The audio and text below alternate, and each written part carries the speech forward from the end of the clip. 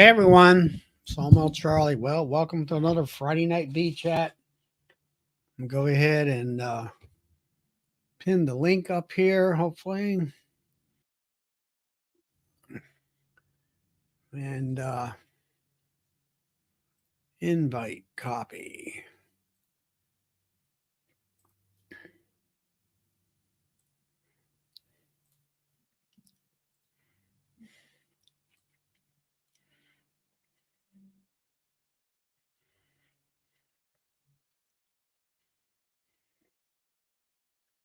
Oh goodness gracious!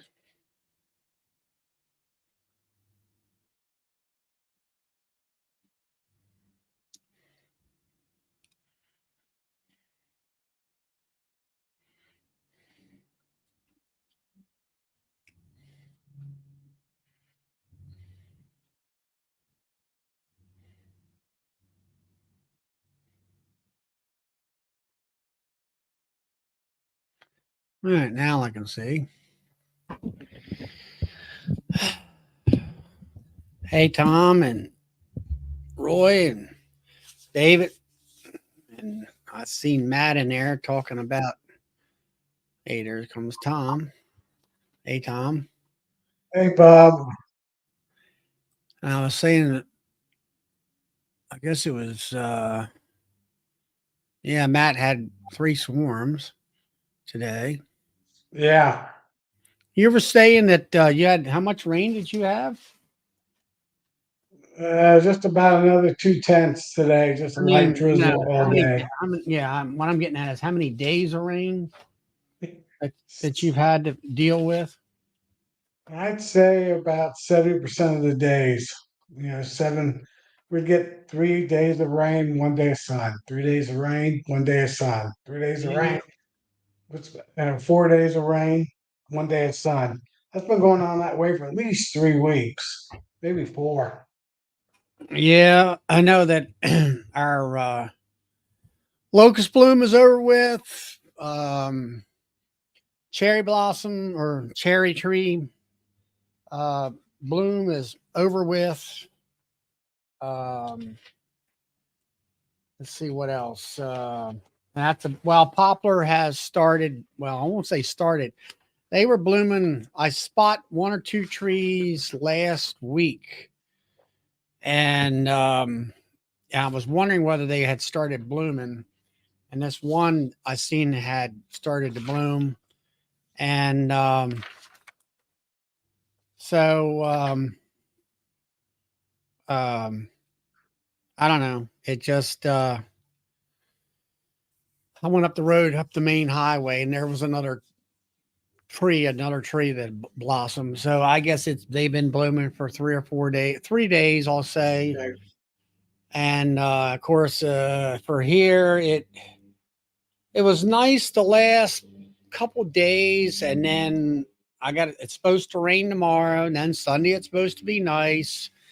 And what a pain, you know. I mean, when it comes to honey production for me this year, I mean, of course, I know I'm rebuilding my hives, which I'm not going to get much anyway. But in general, honey production for everybody, um, I would say by the 15th of June, it's going to be done. Used to be you would go to the 4th of, July 4th or something like that. We usually go to about the end of June, the past Well, where that's what I'm trees saying. bloom. That's April, May, and June is our normal. I Yeah. don't I don't foresee um having any more nectar sources. Well, the capapella trees, I think that's how you pronounce it, they're blooming here right now. You still got the sycamore trees. You still got the chestnut trees if you have any. So there's still some trees out there. I don't know if the bees do chestnut trees though. I have to look that up sometime. I don't think we have any chestnut trees. We have a few sycamores here and there, but I don't think that's Well, really a I have lots of sycamore trees. Every valley is loaded with them because really. I live on ridges. Yeah, we don't get quite that much. I didn't think that sycamore really had any kind of nectar Oh yeah, it's a big. production. Actually, it does a lot more than people realize. The bees love them. I didn't know David, that either until another beekeeper told me. Vincent talking about the white clover, but Oh Dutch yeah. white clover, I don't even count that because you see the bumblebees on it, but I have not seen honeybees on it that much. Oh, my bees hit it big time. Really, Yeah. must be And the type of it's really growing this year. Oh, clover with it. it's just Clemson white clover, I think. I mean, I've often heard that bees will get it early in the morning while there's still moisture, but then as the sun gets hotter, like a really hot Oh summer, yeah. it burns the nectar source off. It's morning and evening when they hit it, except for like wet, cloudy days. Like today, Mhm, they were hitting it pretty heavy in between because they were flying. It wasn't raining hard enough at times that they were flying in between the lighter rain. mhm. It was more of just a pesty rain,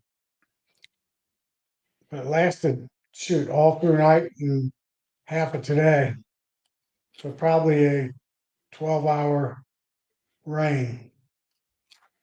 Yeah, at the end we were talking about the Dutch white clover dam, but I don't know. Like I say, around here the white clover's not all that big and all that. But yeah, it was kind of like it really didn't rain hard. It just kind of drizzled and Yeah, misted and just kind of make it halfway miserable and all that. just enough that he wanted to get into bees. The bees didn't like it. Hey, Bob. Huh? I said just enough rain that the bees didn't like it if you're trying to work them. Yeah. I mean, I haven't really worried about checking any supers because they haven't been able to get out to do anything much. Well, mine are getting packed. I'm getting more honey this year than I've ever gotten. Really, Yeah, not here. Not well. I can't say a whole lot because I'm rebuilding, right. but I mean, most of all my production hives do have a super on them, unless they're just even most of them. Like I say, I put at least one super on 'em to Gotcha. hopefully put some a nectar up inside. All mine got one deep and one super, medium super. Most of them have a deep and two supers, and some of them got three or four supers on them. I got the They're tall getting ones there. full. Those tall highs, they're all highs that made it through the winter, and I requeened everybody, of course, and they're packing honey away if they can get out and fly. That's the big one, Yeah, and all that. So, hmm. I'll be Hey, getting Lee. all my mating nukes in line because before you know it, it'll be end of June, and that's when I do my big grafting, replace all my queens. Or I don't really replace them. I just put a double screen board on and put the new queen on top. So I don't you replace. sell the bottom hive out in the springtime? Yep, and I just moved Is the that are you? It's like is that queen in the bottom that you're selling a 1 year queen or a 2 year queen? year and a half. It was, it was the previous summer. Mhm. So I just sell them as overwintered queens, like everybody else does. It was the first winter over winter. So it's been late fall, late summer, fall, then winter.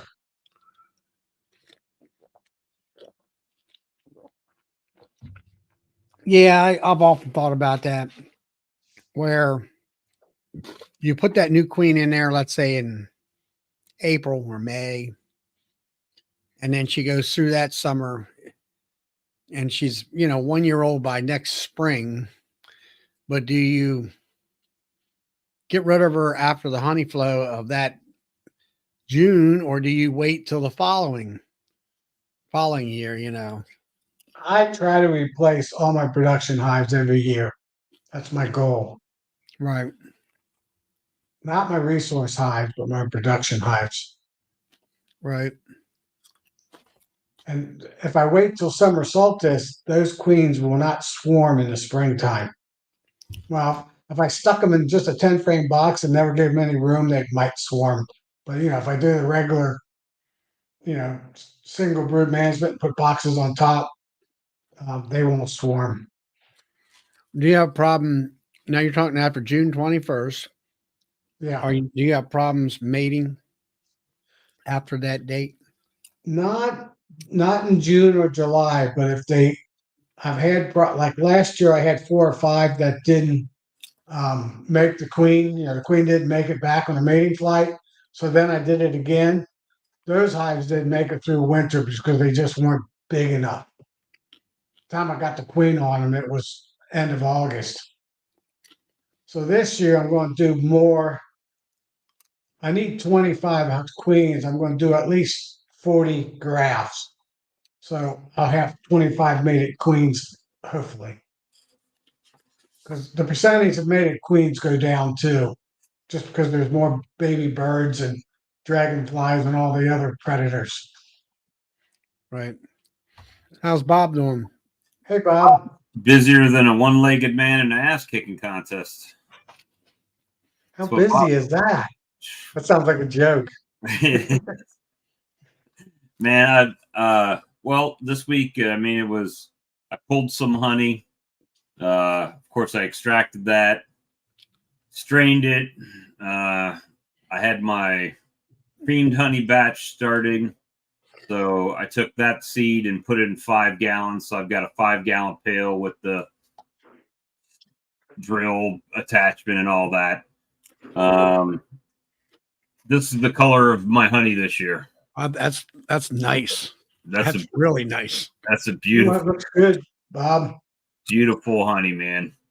And I put a picture up, and someone in Pennsylvania, a friend of mine from Crypto Days, ordered 10 pounds of it. So 3 quart. And those things fit perfect. Those square quart jars, 3-pounders, fit perfect in that box. And so he bought 3 of them, and I got those ready to ship out. And I've got some news on the website front. Some changes are getting ready to happen. I'm going to start having some extractors and creamers and pumps and some big stuff. Settling tank, solar wax melters. What else do I have? There's a couple different creamers, both heated, unheated, settling tanks. Pretty much a full line of stuff available. So it's going to be, I'm working with Mamet, and Mamet has a warehouse in New Jersey, slam full of stuff, not just Appy tablets, just slam full of stuff. And to give you guys an idea, the company that makes the Hilco equipment is the company that he gets imported. So it's not Hilco because Hilco has some painting done and stuff like that, right, for coloring.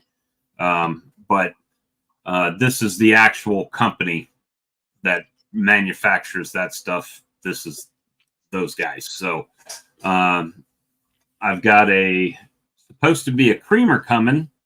That's about a 25-gallon creamer, I think, 25 gallons. Man, that's a lot.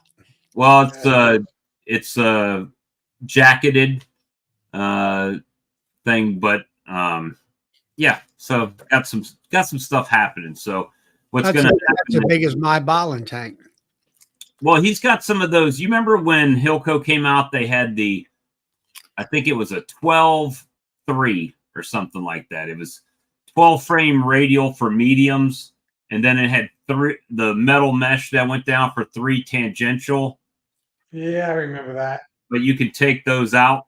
So I think you could probably run more deeps radially in that, but I don't know. I don't know yet. So we'll see. So we gotta. Hey guys, I gotta hop off for a minute because I forgot I got bottles and bottles for a party tomorrow. All right, See ya. I'll be back by about 20 minutes, half an hour. all right, man. So yeah, just been working it. You know, you can tell by my hair, what's not turning gray is turning loose, falling out. So it's just been busy from time you get up in the morning to the time you go to bed at night doing stuff. And what can you do? I mean, I'm just How many pounds is honey have you extracted? only 300 so far. Not bad. Well, that's 300 with me out there in 80-degree heat stacking supers on the back of my tailgate, right? So I immediately, those supers go right in the honey house. They get uncapped and they get spun out because I don't want hive beetles to slime my frames if I leave them in there for a couple of days with no bees on them, right? So just knock that out as quick as I can. Excuse me. So, as far as your honey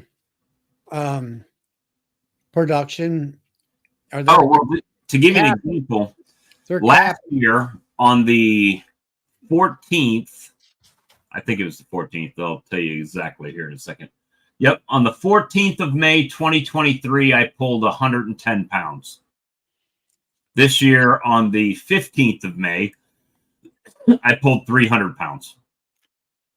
So that's 3 times what I did first pull last year. And that's because you let the bees alone and let them grow and all that. I think so. I think that has a lot to do with it.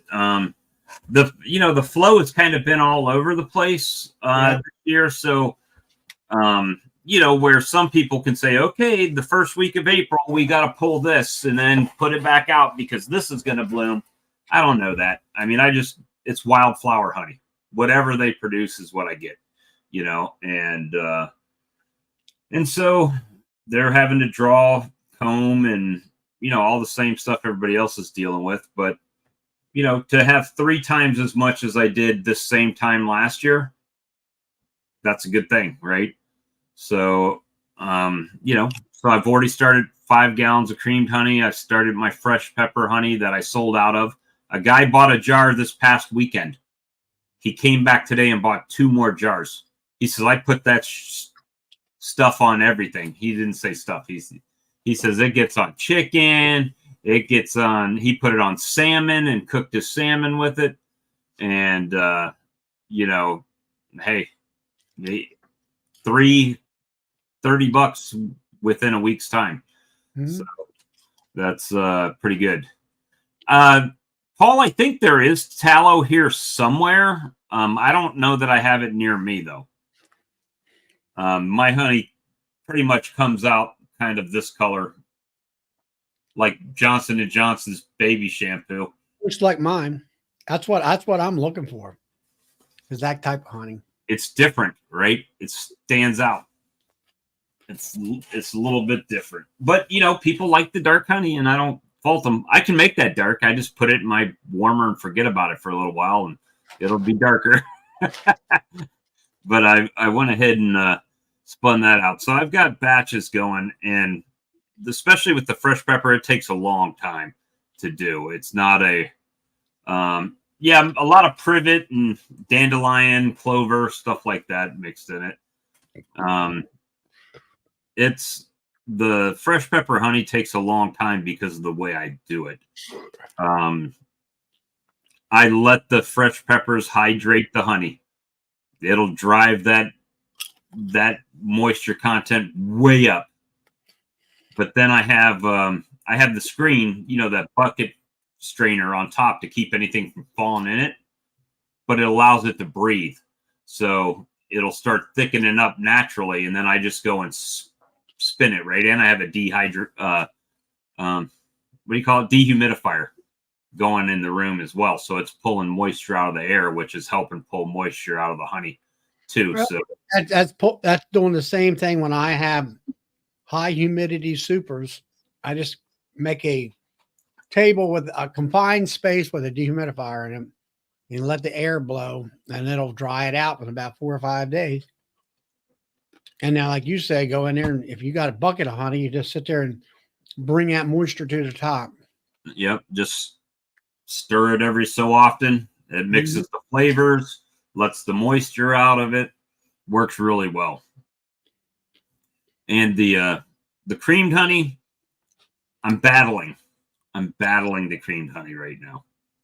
So typically I do everything in the KitchenAid mixer, right? But I can only do a little bit at a time. I can only do 5.5 quarts max. And with that, I also have to pull out seed for the next batch, right? So it's always take some out, flavor it, jar it, clean it, or start it over again. And it takes a really long time. So what, a week or so ago, I started a batch of seed, Right.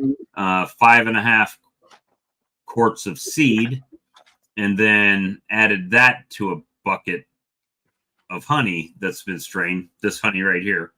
Right. And then started with the drill and the mixer stick. So I don't know if I'm screwing it up or not. I don't know if I need to put it in the cooler.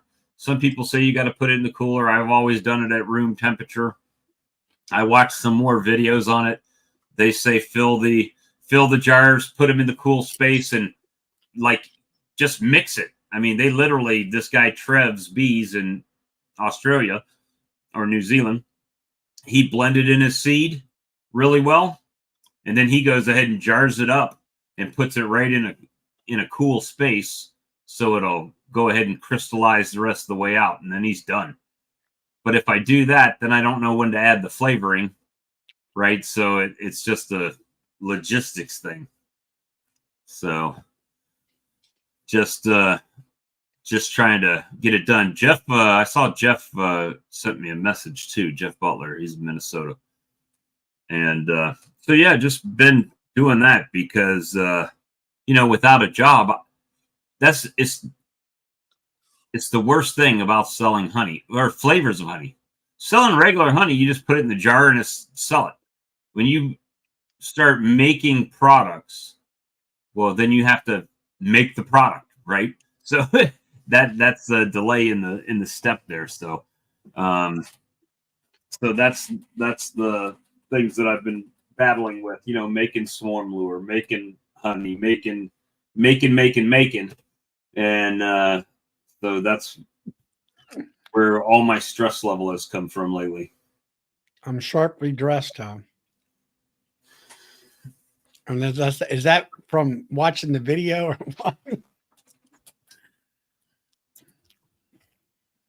But yeah, Hmm. that's what we've been doing. Well, at least you're getting some honey in. Yep. And I got another beekeeper bringing me some honey tomorrow. And you got honey sales. So you're getting some money coming in. And then you're working on kind of you want a creaming machine, but right now you can't get one. So you're working around it, trying to build up inventory, I'll call it.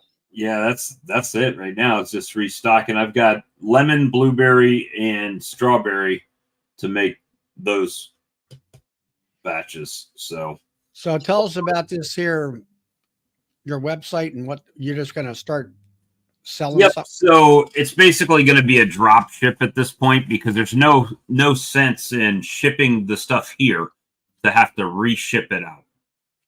So he's supposed to be getting me some pricing so I can put it on the site there and put the equipment up.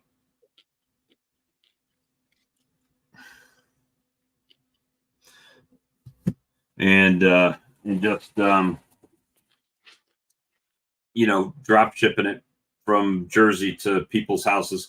He's trying to turn his stock over because the only thing he advertises is the Appy tablets, and he's got about 45 extractors in stock.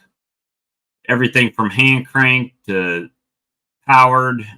He's got bottling tanks, unheated and heated, creamers.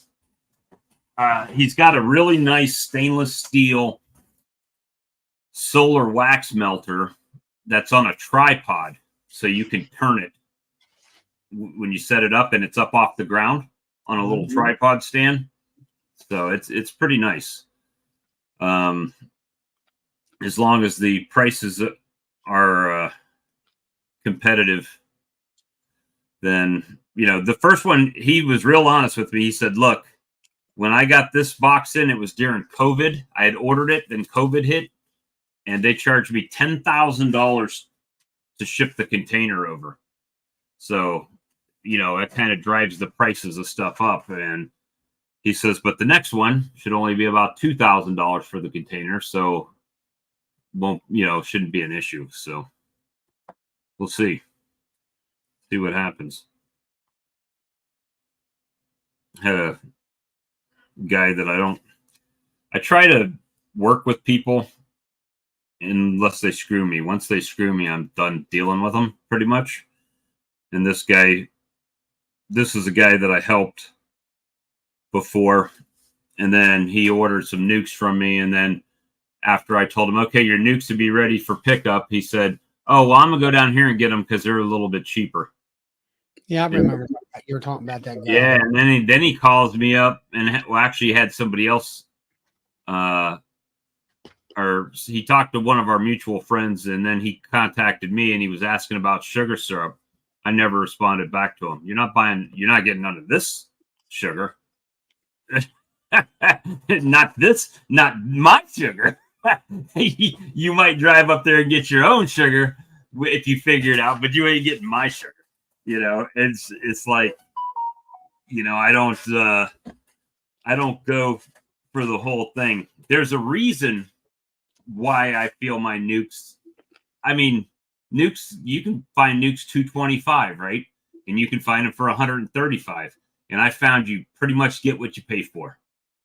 You know, so mine right at 200 with a pro nuke. Feel like I'm right in a fair zone, but he wanted to drive 45 minutes to go buy from this other guy to save a little bit of money, which I get. Do your thing, but don't call me to come work your bees and help you out. Call the guy you went and bought them bees from to drive his ass from way down there over here to help you, right? I mean, maybe that's the wrong way of looking at it. I like to help people, but, you know, my thing is, y'all know how I flip nukes, right? So if you say you want 6 nukes and I bought 6 nukes because you were coming to get 6 nukes and then you didn't, well, guess who got stuck with those 6 nukes price? Me. I had to buy them, right? So, yep, that happens one time only. So, yeah, Darren says Hilco's out of 7-gallon bottling tanks and 18 frame extractors and creamers. Come and see you. They're out of everything. I'm waiting on prices. That's the only reason why it's not on the website now. I can kind of give you an idea of what I've got access to. Well, he talked about that months ago. Never did get back to you. Well, I've got a list here. I'm getting 150 kilogram creamer. That's what I'm getting with the melter. Now he's got a 150 kilogram creamer without a melter. He's got a 50 kilogram heated creamer. He's got a 3-frame honey extractor, a 4-frame honey extractor. He's got, 15 3 frames, 15 4 frames, 15 12 frames. He's got a 50 kilogram bottling tank, unheated. I think it's unheated. 100 kilogram settling tank, unheated. A 200 kilogram tank unheated. He's got leg sets for each of those, right? So you can set the tank on a stand. He's got a honey sump. He's got solar. Actually, he's got 3 honey sumps. He's got 3 solar wax melters. He's got the 12 frame electric, and I can't see how many of those he has in stock. Butler talking about it. You didn't get the 15-liter heated mixer blender, whatever it was. No, I didn't get it. No, this is for my website what I'm selling, but I could show you the one that I'm getting possibly. Excuse me. I'm dying here. Well, I can show you a few things. So this one. We got a drink here. All right. So this is the 3 or 12 frame. This is a hand crank job here.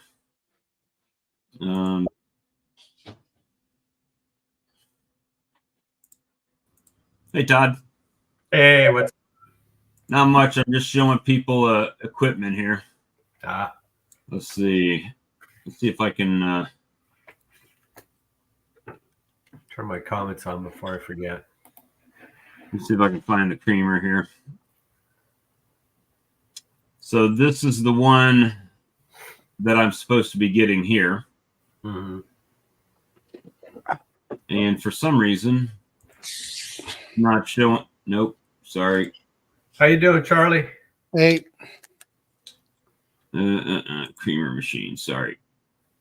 One of these, I think it's the bigger one. One of them has a photo of the inside. Here you go. Inside. Does it get big? Not really. And it won't let me zoom it.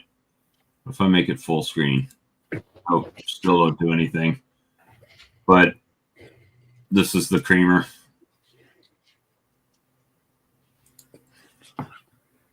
And looks pretty much the same, like you said. yep, pretty much same. And this goes all the way down to the corner here. So the slope bottom, it'll still mix in the corner. So I thought that was pretty cool. Let's see.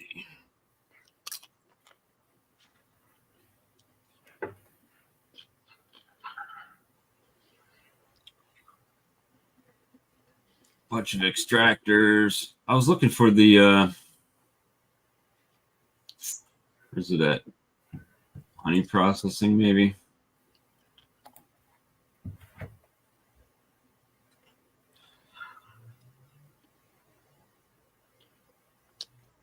Trying to see where the sump is.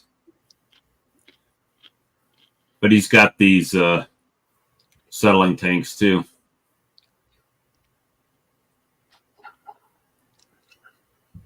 This one. This was kind of interesting to me, this honey sump, because it's got legs to hold it up off the ground. All right. Lee says to take and hold the control button and use your mouse scroll. Yeah, I did it. It didn't do it. The control scroll thing doesn't work on this for some reason. But it's a water jacketed sump. And it's got legs. So I thought that was pretty interesting. So it's a little bit taller, right? And it looks like a bucket would fit under here. The question would be how to get the honey from out of your extractor and everything if it's not, if it's too tall. That's a clarifier. Yep. So will definitely be some items coming to the web page here. Where is it at? There's a honey heater. I need this. What's this? This is what we need. The full line. That's a filling line. So it comes through here, fills the bottles, puts a cap on it, labels it. out the other side. You won't need that. I won't need that ever. But anyway, just to give you guys some ideas. Yep, stump is the same as clarifier. What about a uncapping? Excuse me, my allergies are really bad. An uncapping tank, and I took some medicine, so I'm kind of like loopy. Loopier than normal? Yeah, if you can believe that. Hey, Does Jack. he have uncapping tanks? Up, guys? Hey, Jack. Hey, Yep. Jack. I don't know if he's got one in stock or not. It's not on the list that he sent me. Let me see. But I know that he is going to be going back to Turkey here in the next little bit. But yes, they do have uncapping tanks. Where's it at?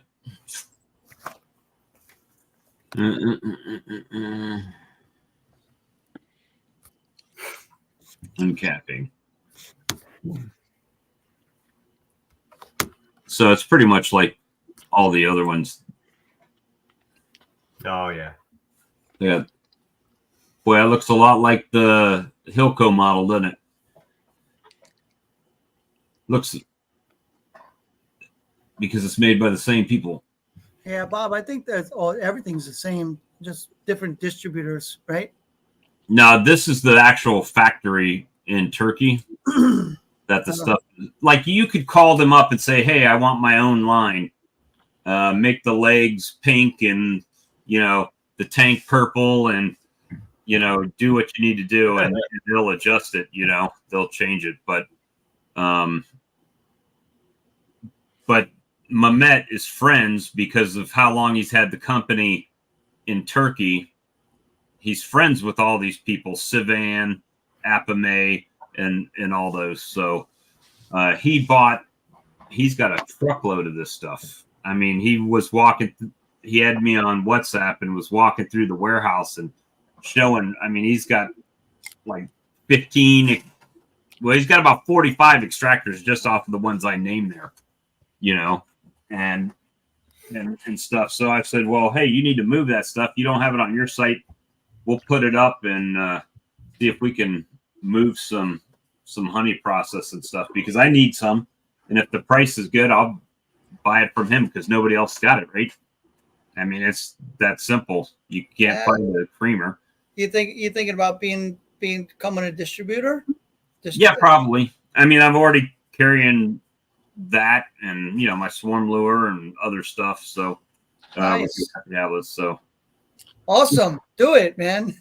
just trying to nickel and dime. It's funny because with swarm lure, it does really good early in the year. And then it just dies, right? Because nobody needs swarm lure in at the end of the year. And so, but I still need to make money all year round. So, so that's kind of what I'm in zone defense here, trying to figure stuff out, That would be great to have another alternative distribution. Well, hell, they're right up there near you, Jack. His warehouse is in Jersey. Dowrin, is it Dowrin? Something like that. Those are for, Delrin. That's for the tablets, though, right? Yeah. Where he's got a warehouse of equipment. It's like 10,000 square foot, and he's got it full of stuff, but he doesn't have any of it on the website. Oh, wow. I didn't know that. I thought he only sells the Appy tabs. No, he makes the Appy tablets, but he's trying to bring some of this other equipment into the country, and he just hasn't put anything up on the website or nothing. And now he's going back because it's time to order more stuff, and he needs room in his warehouse, so he's kind of trying to turn some stock over. Oh, wow. Yeah, he's trying to offload some things. Maybe he has some deals. Yeah, I don't know. Some of the stuff, be honest with you, some of the prices he sent me, I kind of keep tabs on that, right? So I know if something looks like it's crazy out of whack, right? And I'll tell him, I'm like, dude, this is too high. He's like, well, what are they selling it for over there, And I tell him, and he's like, oh, okay. Well, he says, the problem is I got the shipment during COVID, and they charged me $10,000 per truck or container to come over. Sorry. Yeah. You're Yeah. gonna eat that. You're gonna have to do it, man. It's the only thing I can figure. So Yeah, that guy's in Delran. He's about 40 minutes from me. yeah, he's he's got a bunch of stuff, man. Bunches of stuff. Poly nukes. Well, not like styrofoam, but the plastic with the poly in them. Yeah. Not really Apamade, but different sizes. He's got the little mini mating nukes that hold like 3 frames in a feeder. He's got the bigger 3 like dual 3-frame nukes, but they hold smaller frames too. So it's kind of weird. And does any of you guys use those little mini mating nukes? I have, and I'm just want to see not the little consensus. tiny ones. I haven't used the little tiny ones. It doesn't fit with what I'm doing. And part of the reason is because I bought all those 2-frame mating nukes, right? So I've got like a crap ton of them that I hardly ever use. So it's like, why would I buy more of a different product to not use that? Yeah, my problem is those things work. After you get them established and they draw the comb out, they do work. And the problem is, after the queen comes back and she's mated and she starts laying in those frames, what do you do after that, right? Yeah. So I pulled the mating queen out of there, right?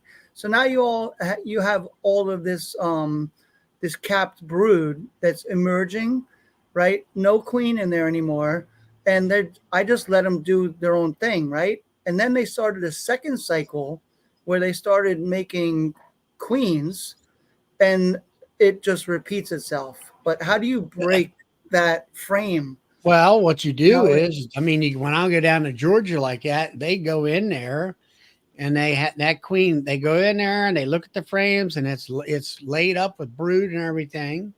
They only got 2 or 3 frames in there, and they pull that queen out and they put her in a cage, and then 7 attendants, and she's done. And then they'll come back. If they do that in the morning, they'll come back after lunch, and then they'll put a queen cell in there. Yep.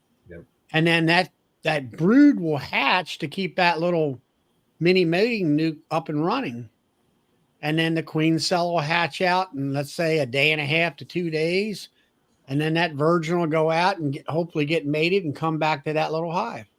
And it starts all over again. And it works. It really does work, Charlie. They just get overcrowded so fast. Yep.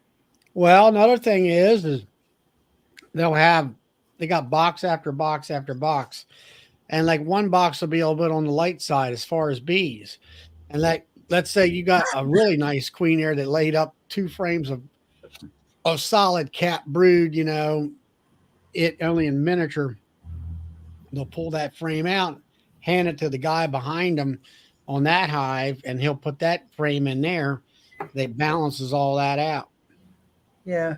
I bought like 6 or 8 of those things like 3 years ago, and they well paid for themselves. And I just, after the first round, I leave them alone, and they just keep doing their own thing. They just keep making queens and reproducing, and but yeah, I'm trying to get away from them and go into the 2-frame mating nukes like that. I got the 2-frame, but I think if I built them myself, if I had to do it all over again, I think I would go to 3-frame. But then you think about it, and you're like, okay, you got 3 frames. You're only 2 frames off from a 5-frame nuke box. Yeah. Yep. So basically, why don't you just build why not use a 5-frame, but with a follower board in there, or have it so you can plug up that side of the box, make it a solid. You know what, Charlie? It's funny you're saying that, because I'm starting to use my 5-frame nukes with a screen bottom board on there as mating nukes. And I'll put 3 frames in there and just set them out as mating nukes, and they're perfect. They'll stay right on the middle for the most part. They won't build crazy comb on the side. Nope. No, they won't. I mean, you can't leave them out there for like a month and a half, but right. Yeah. No, they're Now, perfect. if you'll make a following frame, which is like out of a piece of plywood. Yeah, but you No. don't even need it though. I mean, you go check on them in 2 weeks, and you have a mated queen. You're done. Right. Then you can either move that whole thing into a 5-framer or something bigger, or Well, pull that's it where out. that's where you go from 3 frames. You start out with, you just add 2 more frames and walk away. Exactly. And if it's an out yard and you can't get there for a week or two, they got plenty of room to expand, and you're Right. set. But you have to feed them. You have to feed them. Yeah. But that's the only thing that I found is after I thought about 3 frame, well, you're only 2 frames off from 5. You might as well just put a nuke out there and just kind of divide it down. Yeah. But that's where your queen castle comes in, where you can have multiple slots, where you can make a 3-frame slot instead of having four slots, 4 areas for 4 queens. You would have 3 areas because you'd have them 3 frames apiece. But then something one of the guys in the club, he's no longer in the club anymore. If you have 3 queens, let's say you put cells, and let's say you have a 4-way box or whatever, queen castle. If one cell starts chirping, he's had them to where the other bees will hear them in the other compartments, and they will tear down them other cells. So, my question is, maybe you're better off doing individualized boxes so you don't have that issue. I don't know whether anybody has experienced that or not. I got a little bit a story about that. Is that so? I went through 2 pallets of mine today that I haven't been able to get to. Charlie, the weather's been pretty much the same as yours down there, and Crap. it's been crappy for a week, and it's been rain for the past 3 days. And you know what bees do when it rains and they can't get out? They build swarm cells, right? So I went in there, and I ended up walking away with six or 8 virgins, Right. out of queen cells that were just about ready to hatch. So Yeah. I cut the cells off, right, and I laid them on top of a lid. And I look back in a second later, and there's a virgin walking on top of the lid. Yeah. So I catch her, and I put her in a cage, and I'm like, boom! Right now, I got a new queen, a new virgin queen. So I grabbed like 6 attendants, put her in a cage with them, and now I can put that in a split or whatever I want to do with that, So, but yeah, this bad weather we're having. That's what Tom and Melissa there via Honeybees. They've got about 15 virgins that were hatching out all over the place. I went up to a friend of mine's place last year, and we're looking into nukes and stuff. And actually, I wound up with, I think, about 12 queens. They were all virgins coming out. We were running out of JZBZ. Yeah, just trying to catch them all.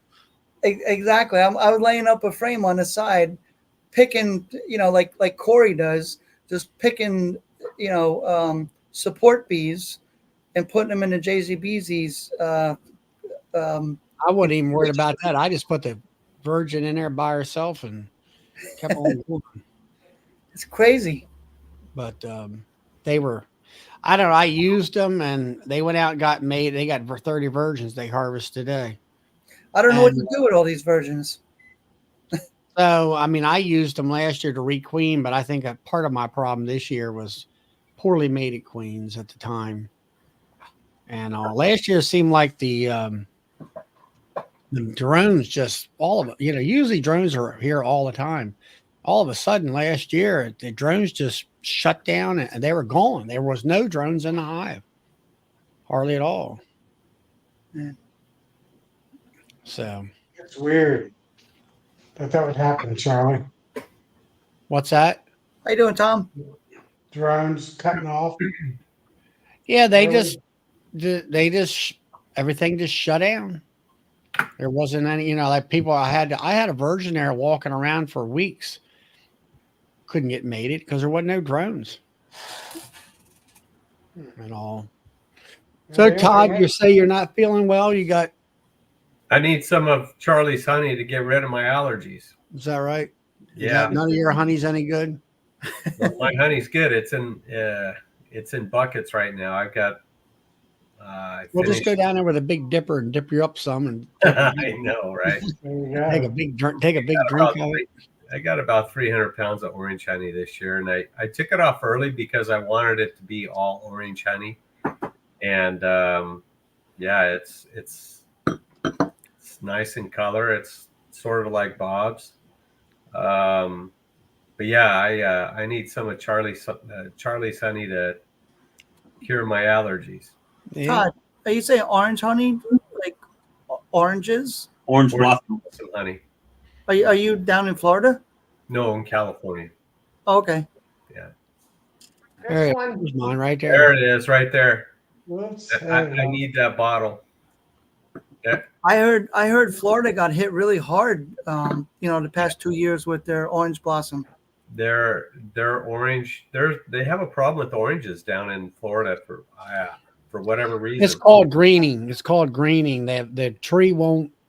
I guess the fruit won't ripe. I think is what it is. It's some kind of a fungus or something, and it's been going on for quite a few years, from what I gather. Wow. And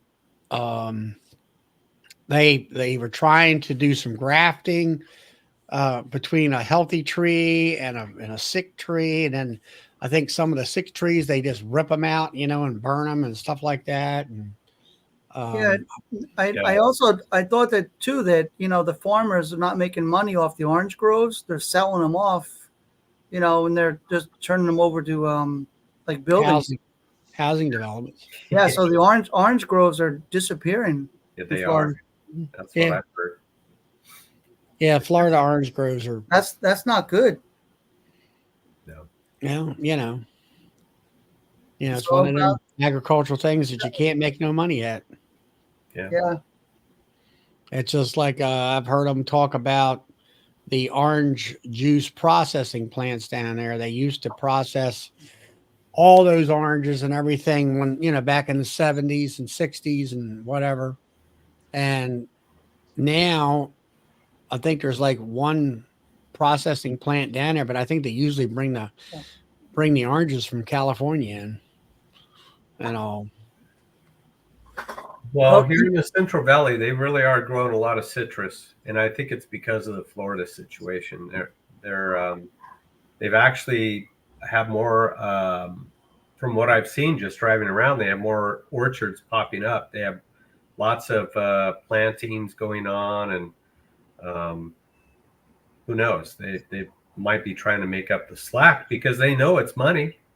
If you get the trees to produce, and you have less trees in Florida, they're due to make some money. So You got plenty of help coming across the border. yeah, that too.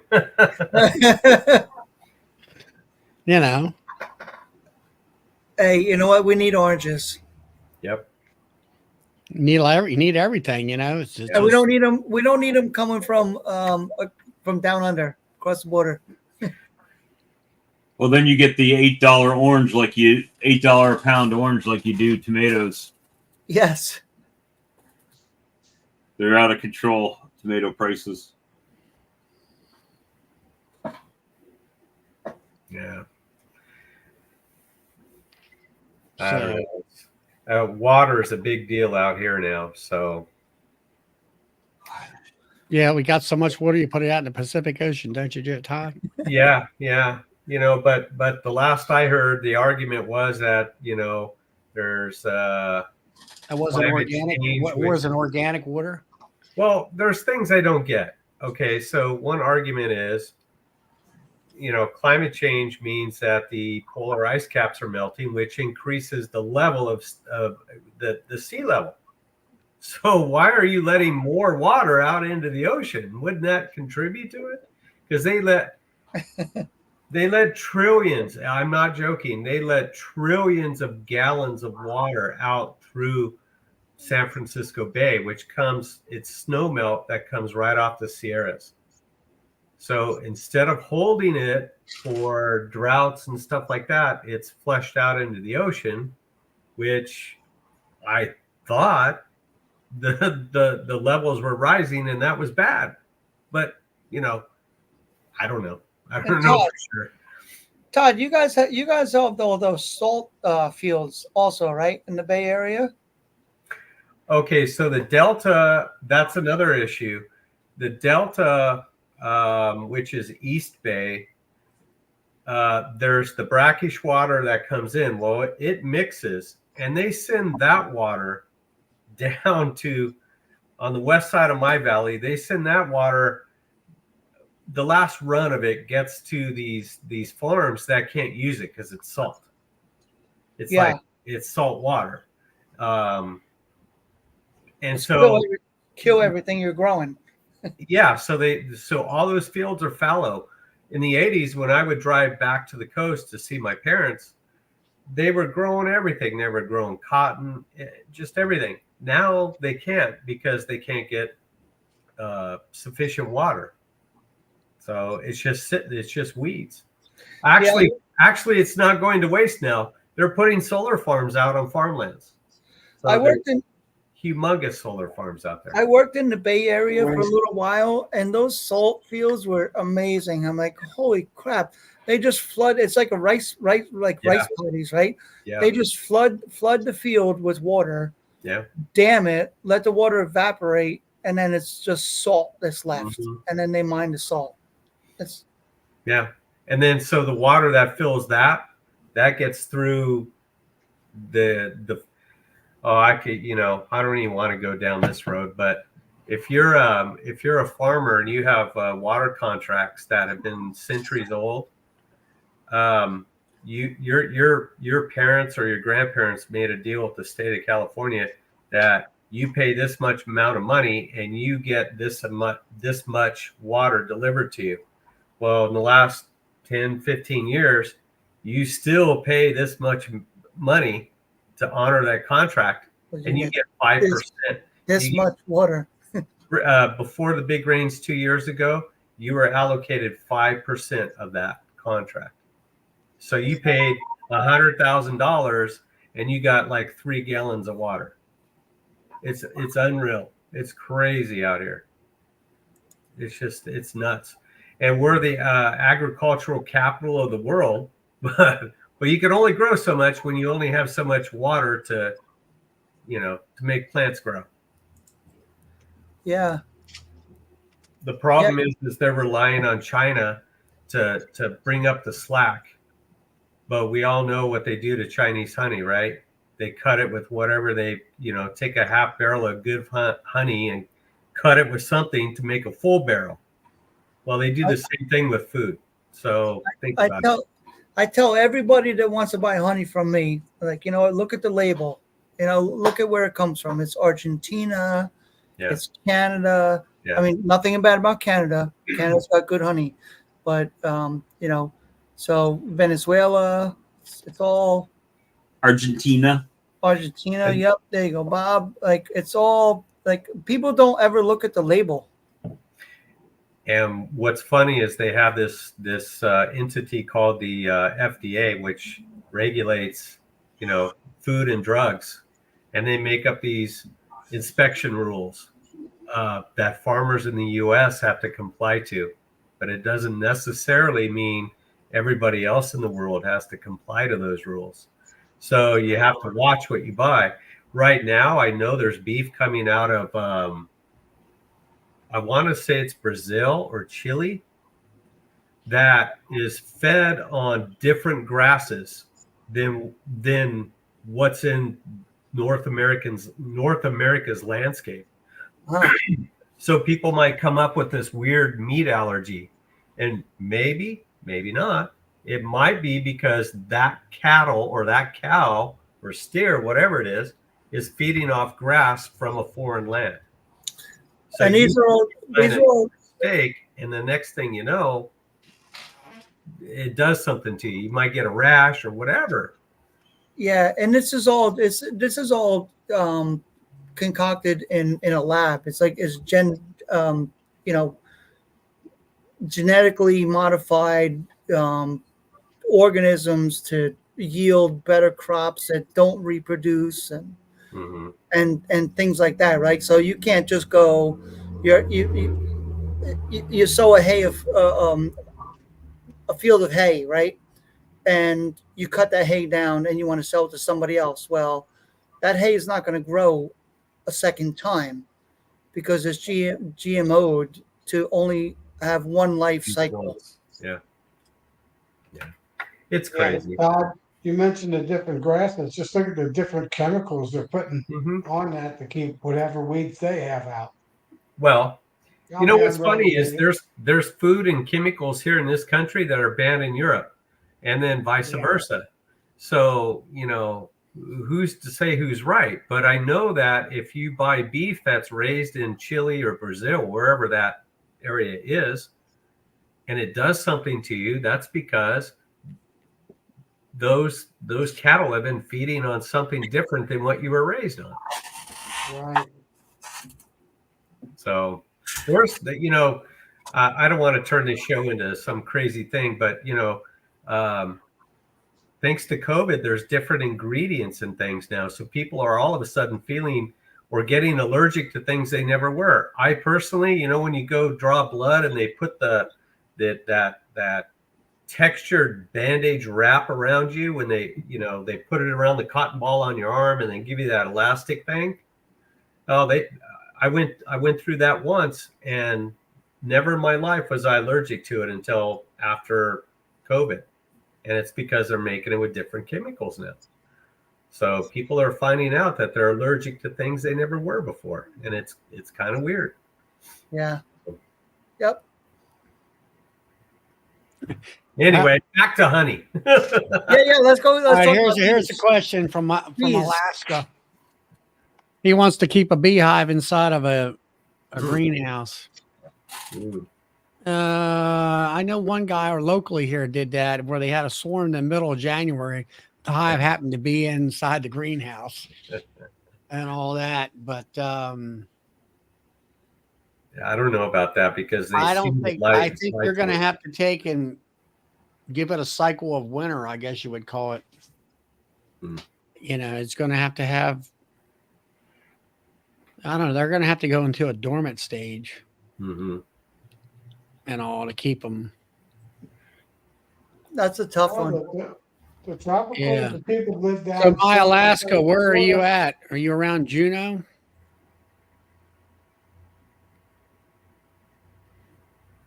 People down in South Florida and those areas, they keep bees. It's basically summer, the warm winter. Yeah, we're talking a greenhouse, Tom, not environment. Yeah, you know, cool you'd have to feed them all the time. Yeah, there's only a couple months that bees are active in Alaska, right? I don't know, 2 or 3 months. Probably. I've seen some of those Discovery shows where they're doing some remodelings and they run into a beehive. Well, you got what's his name up there in the Yukon? Tadrant. He was a speaker down in Kentucky. Yeah, that's true. The bees will just go to the sunlight on the plastic walls. Yeah. Yep, they will. What they did when they got in the honey house this week. You just got to keep them alive. Then they'll get exhausted and die. Just trying to get out.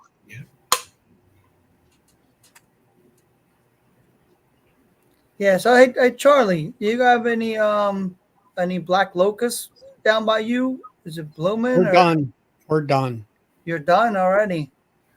It's 2 weeks early, and it's bloomed, and it's been rained on, and it's over. All right. Alaska says from May until September, bees are active. Most hives die out. What is that guy's name? I actually am. Tardif. Huh? Tardif something. Yeah, Etienne, Tardif. Etienne or something. Etienne Tardif. Etienne Tardif. He's up in the Yukon.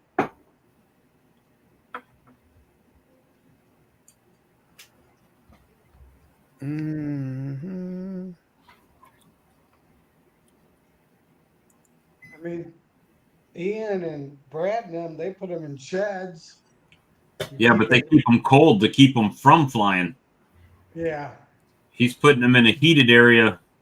Yeah, they'll Just bounce off the ceiling. Yeah, it'll be too warm.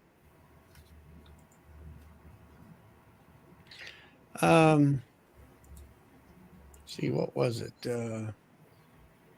What he needs to do is build a room next to the greenhouse and just pipe enough air over to keep it at 40 degrees.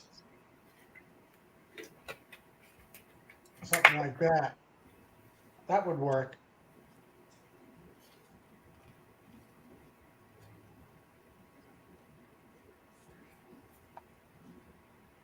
All right, I'm looking up that one for. I would just copy Ian. That's what Ripple Effect said. Put him in the barn. Put them in the barn. Or he could do what Doug does, just wrap them up and leave them alone. It's true. I wrap them up big time up in Alaska. Yeah, let me put my Alaska. This is the link to the guy up on the Yukon. He was probably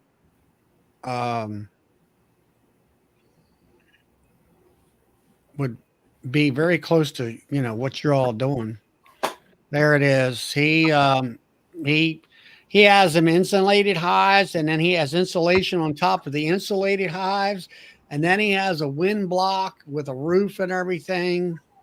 And I mean, it's like super insulated, and all that. And he's done a lot of experiments and things like that as far as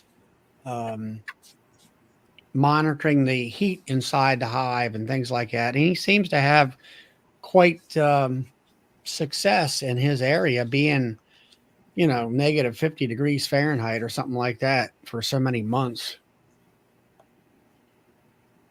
and all that stuff.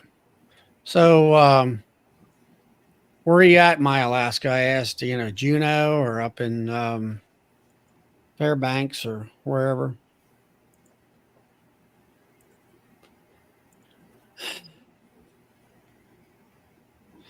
Pollination reasons, I don't know. Depends on what you're trying to pollinate. A lot of stuff like vegetables are self-pollinating and all. Hey, I got a question for you guys, for everybody. Do you ever notice that your bees? So I got bees right outside of my house, right? And I got a garden. My bees won't pollinate my garden right outside, but they'll pollinate my neighbor's garden. It's too close. They won't go so close to their hive to pollinate, right? That's true. Well, they go out and they go up in the air, and then they're, it's like they have the home circle and then on around the outer circle. That's a true thing, right? They won't pollinate right 5 feet from the hive. Right. Same thing with the water dish too. People put water dishes or whatever right next to the hive. They won't touch it. In most cases. Everybody asks me like, "Oh my God, you must have the most beautiful garden." No, I don't. My neighbors do. Just need to move your bees to their yard so they fly back home. Yeah. Yep. That's right, Bob.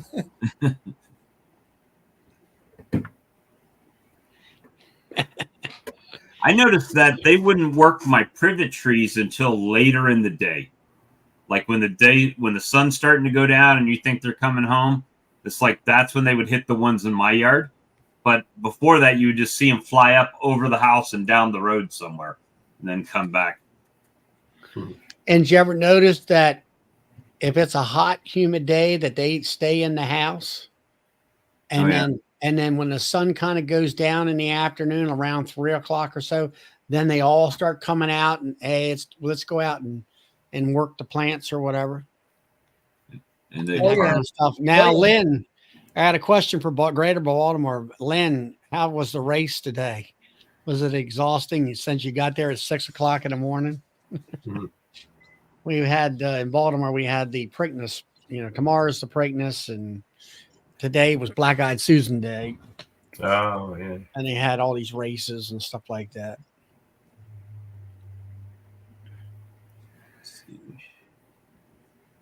I ended up catching one swarm this week. I mean, a couple days ago. Big swarm, actually. Saw that photo. About 15 minutes from me.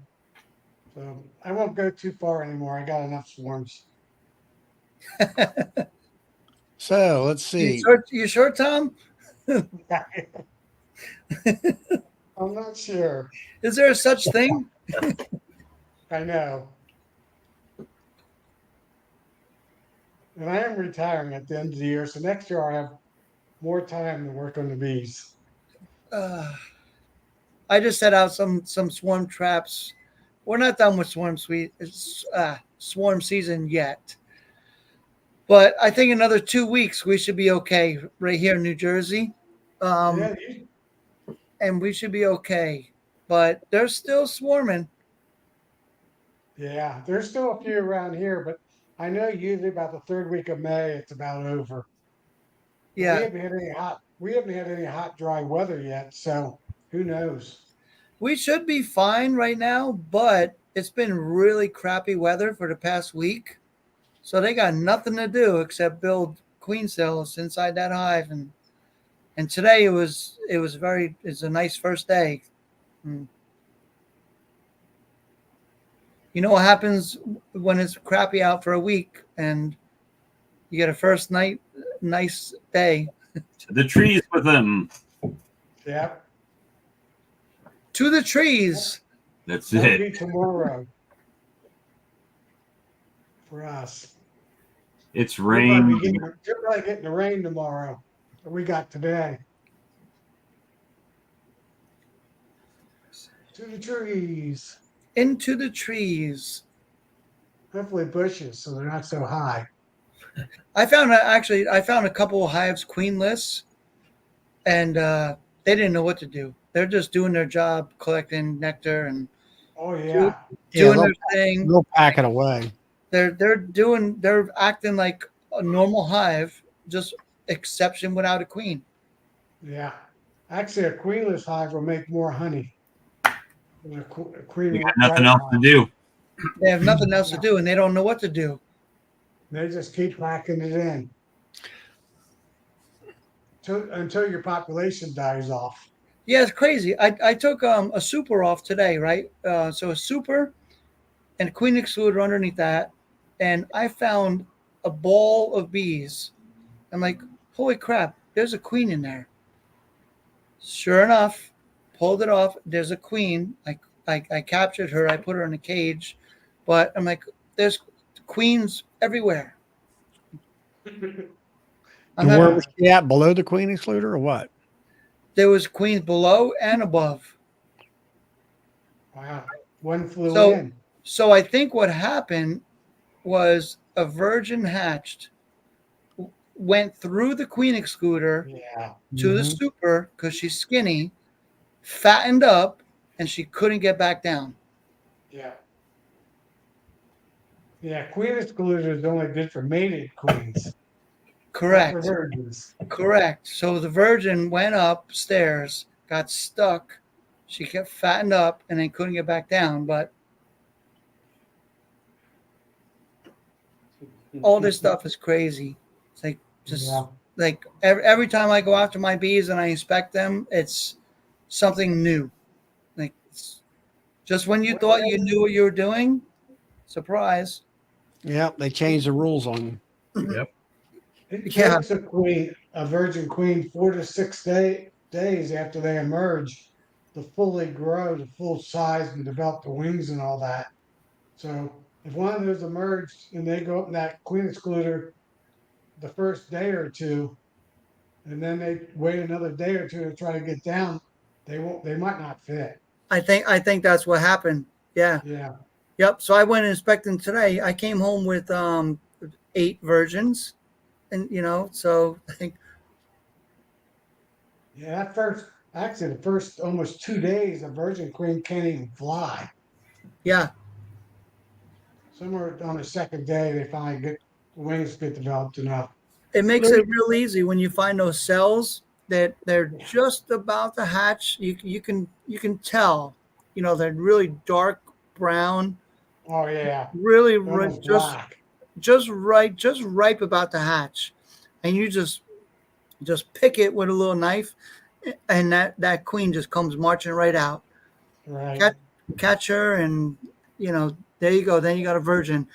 And it's crazy because I've cut those cells out and I put them on top of a hive next to it.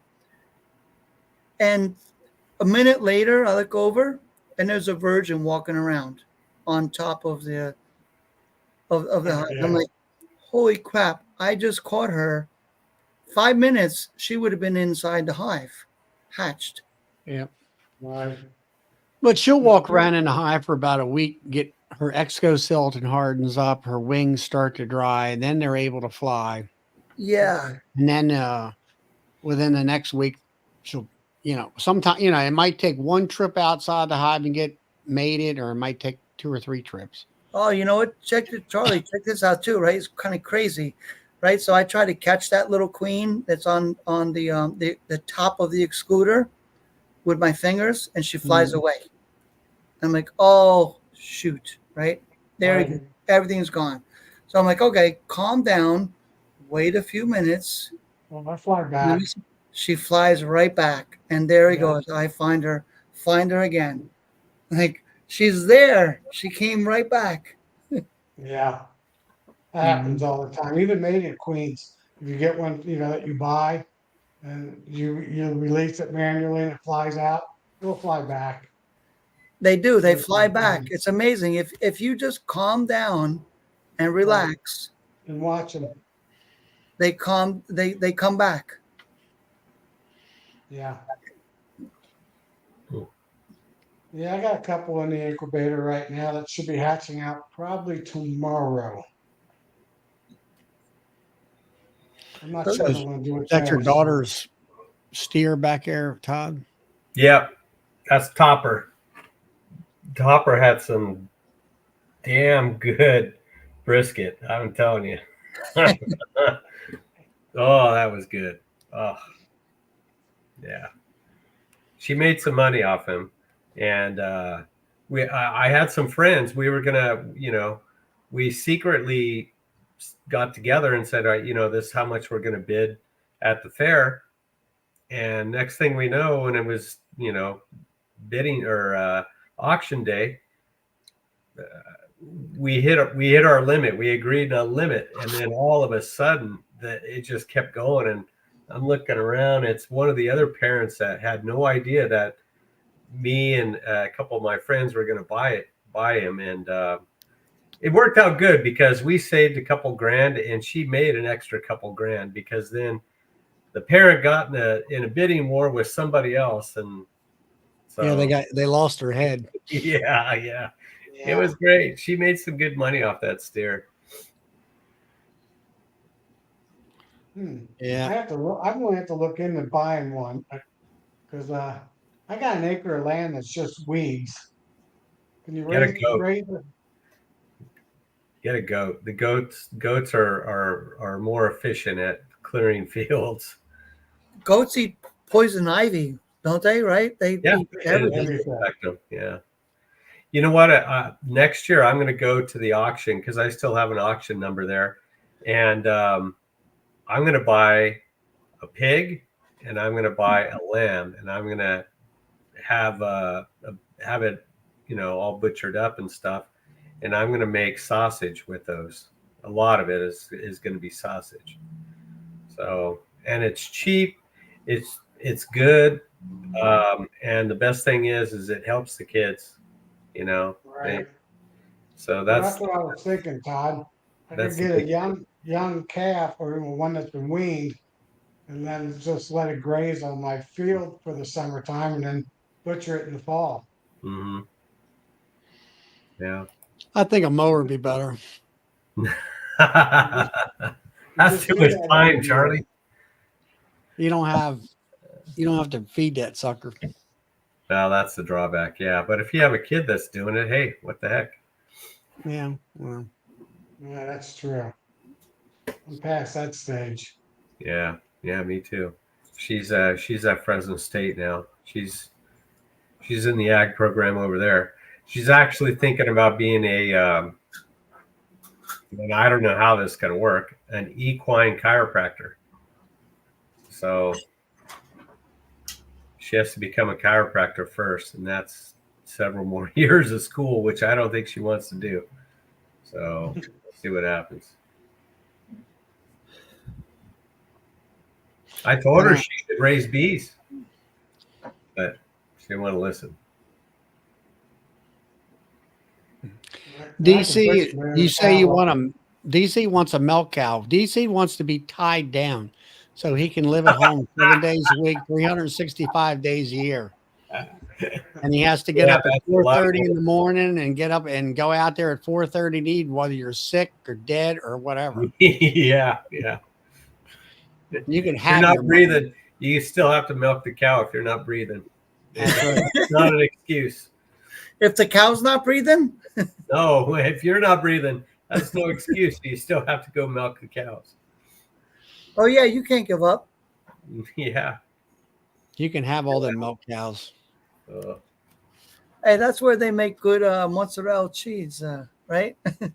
Yeah. No, DC, I didn't know you grew up on a farm. I thought you'd had better sense than that. That's funny.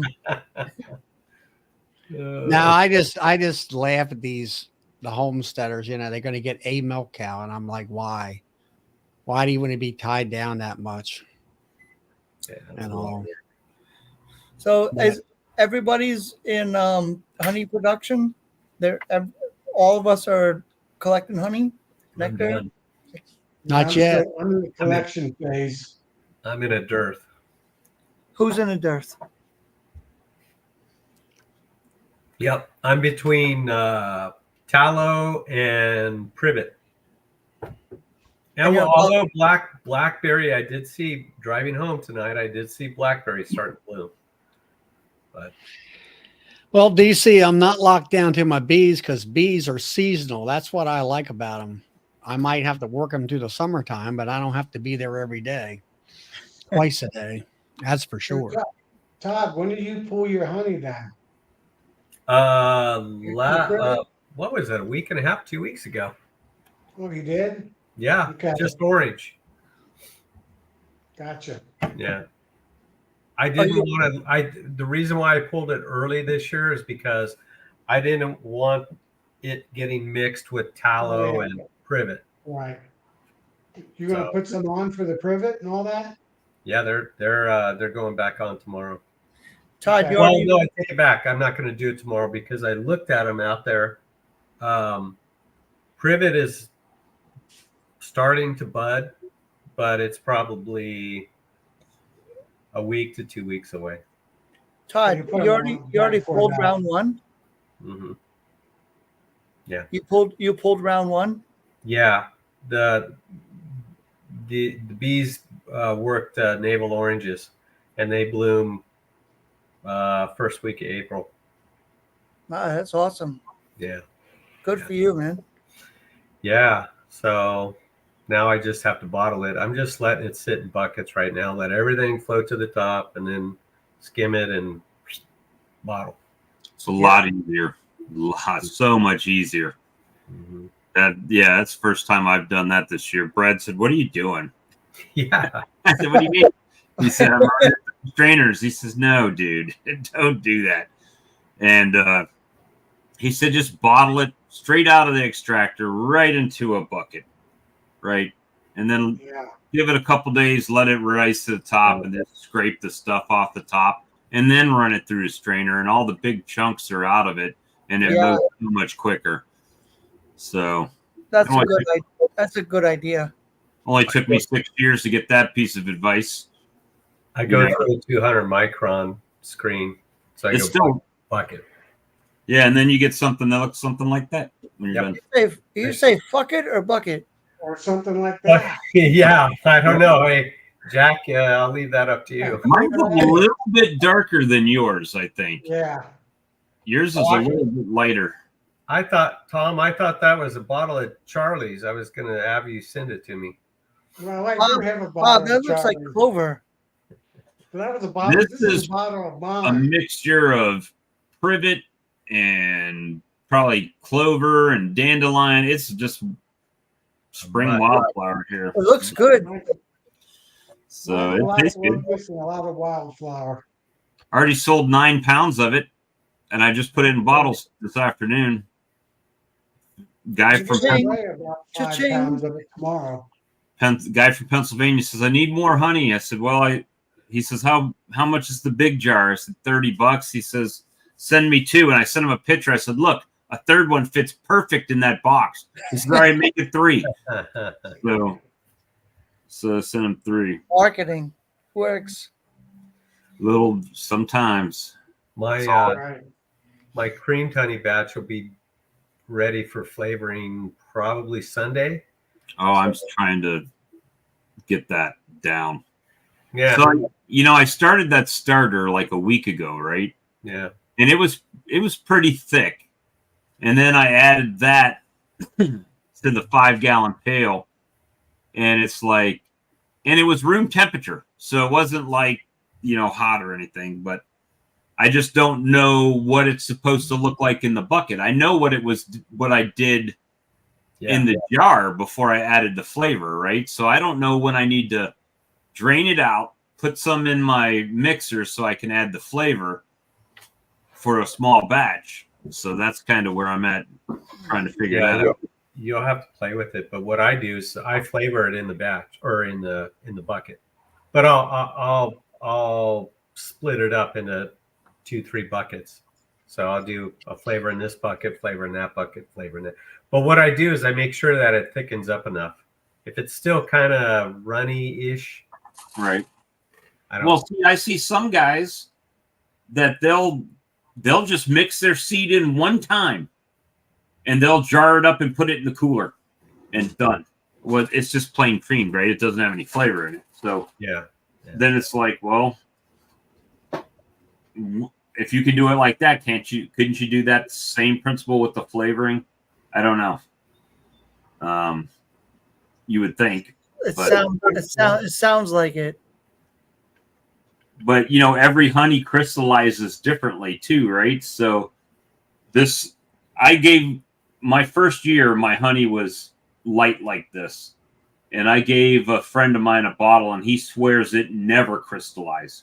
He says he still got it and it's still not crystallized. This is last year's. But Tom's looks like that Johnson & Johnson baby shampoo. It does.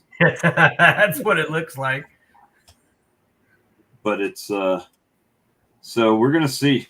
I don't know. Maybe we'll get a bunch tears. No tears. My wife was like, "What's that smell?" When I was cutting up the peppers, I said, "Smells like money to me." What flavor honey sells the best, Todd? For me, wildflower. Now, you mean cream honey or regular honey? Cream honey. It's between cinnamon and lemon. Although the plain wildflower that I made last year, creamed honey, was very, very good too. I think cinnamon beats out everybody. Cinnamon is the winner. My strawberry blew it off the shelf. Like last year, I sold every jar of strawberry I had on my table. I'm all doing 3 flavors. That's all I'm doing: cinnamon, lemon, and wildflower. That's it. I have debated about doing an orange batch, but I really don't want to. I don't want to take it away from the regular honey sales, but I don't know. I might. Make some more. You make more money on cream. Yeah, but oh, It's just the work, right? not the work. It's just like, oh man, that honey is so good. I don't, Yeah, you can make much more money off that. Yeah, but that cream orange would be awful good too. Now here's where I get in the conversation. I've already had it with Bob and Charlie. So I know commercial guys. I'll go over their warehouse and I'll buy a bucket of orange honey for $250 and strain it or whatever I need to do, and I'll make my cream honey off of that. But if I was just doing runny honey, for an example, off of that bucket, I buy it for $250, and I sell 1 pounders, and I sell 1 pounders for $10. I'm making $550 off that bucket. There you go. $300 profit. But that's assuming that I'm getting 55 pounds out of that bucket. It could be more, it could be a little less. You're not. There's no way you're not getting. So when you buy a bucket of honey, you're not getting, 60 pounds. A bucket of honey is 60 pounds. Yeah, but you're not. But it depends on how they pour it. You're not getting 60 jars out of that bucket. I always say it's 55 pounds. If it's more, it's a bonus. So I always figure on 55 pounds. So a bucket to me is $550. 55, yeah, not 60. The last honey, I bought 4 buckets. I got 242.5 pounds out of 4 buckets. Mm-hmm. So what's that come up to, Todd? You got somebody say it again. 242.5 divided by how many? Yeah, but Bob, hold on. If you have a 60 you bought a bucket for $242, right? You bought a bucket. No. I bought 4 buckets, and the bottles that I got out of it totaled up to 242.5 pounds. But I I'm got 85 pints, 19 quarts, and 58 1-pound bottles full. But you need over 60 pounds in your buckets because it'd be 2,400 pounds. You lose. You lose, and what's left on the bucket. Oh, yeah, there's always going to be a certain amount of waste. That's in anything that you do. Yeah, and that's why I say 55 pounds. Well, yeah, you're gonna lose 5 pounds of honey per jar. I mean, the only reason is if they leave too much headspace in it. No, all I'm saying is I'm just estimating that bucket's going to be 55 pounds. It might be 57, might be 58, it might be 54. It depends on 2 things. How much weight you have and how much that guy is pouring in his buckets. 60.6 pounds. The other thing you have to consider is the waste. But what I'm saying is, out of those 4 buckets, those are 242.5 pounds is what I actually put into jars. So that's the number of pints, quarts, and 1-pounders that I bottled with that honey. How much do you sell your honey? What's that? How much are you selling your honey per pound? $10 a pound. So $2,420, and you bought those buckets for how much? $868. So $1,600 minus whatever your bottle cost is, and then Bob's your uncle. Yeah. And bottles cost. Yeah, but 47 cents. Yeah. There you go. Bob, you'll still be ahead. Oh yeah, big time.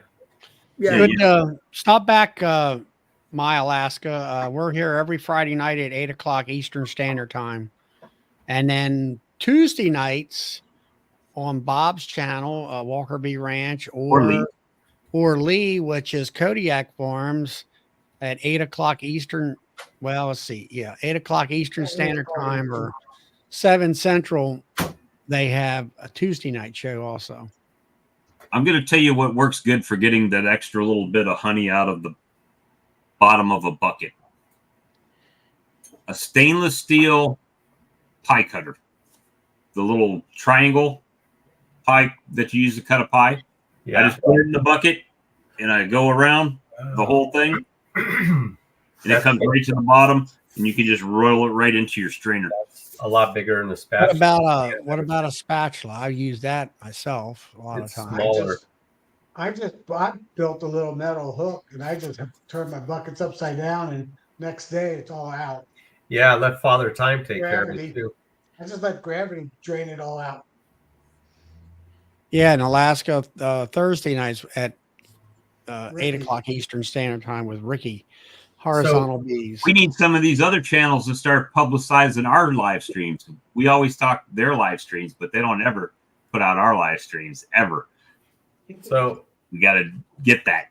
we might be starting a little debate about the weight of a 5-gallon bucket, but you have to consider, is that commercial guy pouring that bucket right out of his extractor, which it would include wax and all kinds of sediment that's going to settle up to the top? Usually not. Pouring, well, some guys do. They don't have. They're not going to. Well, that last one I got was not like 100% clean. So some guys pour it off with, chunks of wax in there too. But some people leave this much room in the top of a bucket, and some people leave this much room in top of the bucket. Yeah. And all I know is when I got done bottling, just adding up how much a quart is 3 pounds, pound and a half, and a 1 pounder came to 242.5. So, I mean, it's All right, now, if he I'm made some putting good money. $250 on a bucket, it better be full to the top, yeah. I don't or I'll reject it. pay that much for buckets typically. Yeah, well, my sister, she's a has a snowball stand, so she gets marshmallow buckets. Marshmallow buckets. Yep. They're food grade, they're heavy duty. Oh, They nice. have a gasket in the lid and they reseal Wow. and all that stuff. What's it called? It's called a. There's a link in the thing, a stainless steel bucket scoop. So do you have to live near a marshmallow factory to get a marshmallow bucket? I've never heard of that. You never heard of marshmallow? No, marshmallow buckets. I didn't know. Well, when you have a snowball stand, which most people don't, that might be just a Baltimore thing too. It's ground up ice like a slushy. Yeah. You know what I'm talking about? Yeah. Like a slushy, but only it's ground up ice, and then you put syrup, different flavors in it, liquid flavors. It can be like, I don't know, sky lime, and there's some that look blue and cherry and all that kind of stuff. There's so much different, 30 or 20 or 30 different types of flavors. Different. And then the other thing is they scoop up, they get buckets, which is it's marshmallow. It's kind of, you have to cut it with water, I think, to get it more kind of, you can scoop it up with a scooper like a dipper, and then you pour it and drizzle it over top of the ice, and it's white. And it's kind of like icing, sort of like an icing effect. It's a diabetic. What's that? It's like diabetic dripping. Right? Yeah, whatever you want to call it. I'm not, but it's a big deal. So, she gets it in 5-gallon buckets. I think they cut it 50% with water. So it'll drizzle onto the top of the thing. And then the buckets are super heavy duty. I mean, I had a load of them come out here and the darn things fell off the pallet onto the ground and they didn't open up or bust or anything. That's how tight these things are sealed. Wow. And you gotta have you ever see a bucket opener? A wrench that you open up with a bucket. It's plastic, and it pops those lids open. And some people say, "Oh, you can cut the little tabs off," and I'm like, I don't want the tabs cut off. When I seal that sucker, I want it to stay on there, and I'll take a bucket wrench to undo it. So I got, I don't know, 20 or 30 of them suckers. A friend of mine called me today about bees and stuff here close by, and he said, I got some food grade buckets. I said, well, you can go up to my sister's house, and I think she sells them for like $5 a piece. Yeah. Hey, Charlie. Huh? I got a question. So, are you getting a lot of use out of that hive lifter? I know you said that you were like 2 times ago, but is you still using it a lot? I hope. I'm going to go out Sunday, and if you like behind me here, you got the hives. Let's see, I see there. them. Yep. There's Yep. 2 big ones there, and then you got 3 of them down there at the end of the row.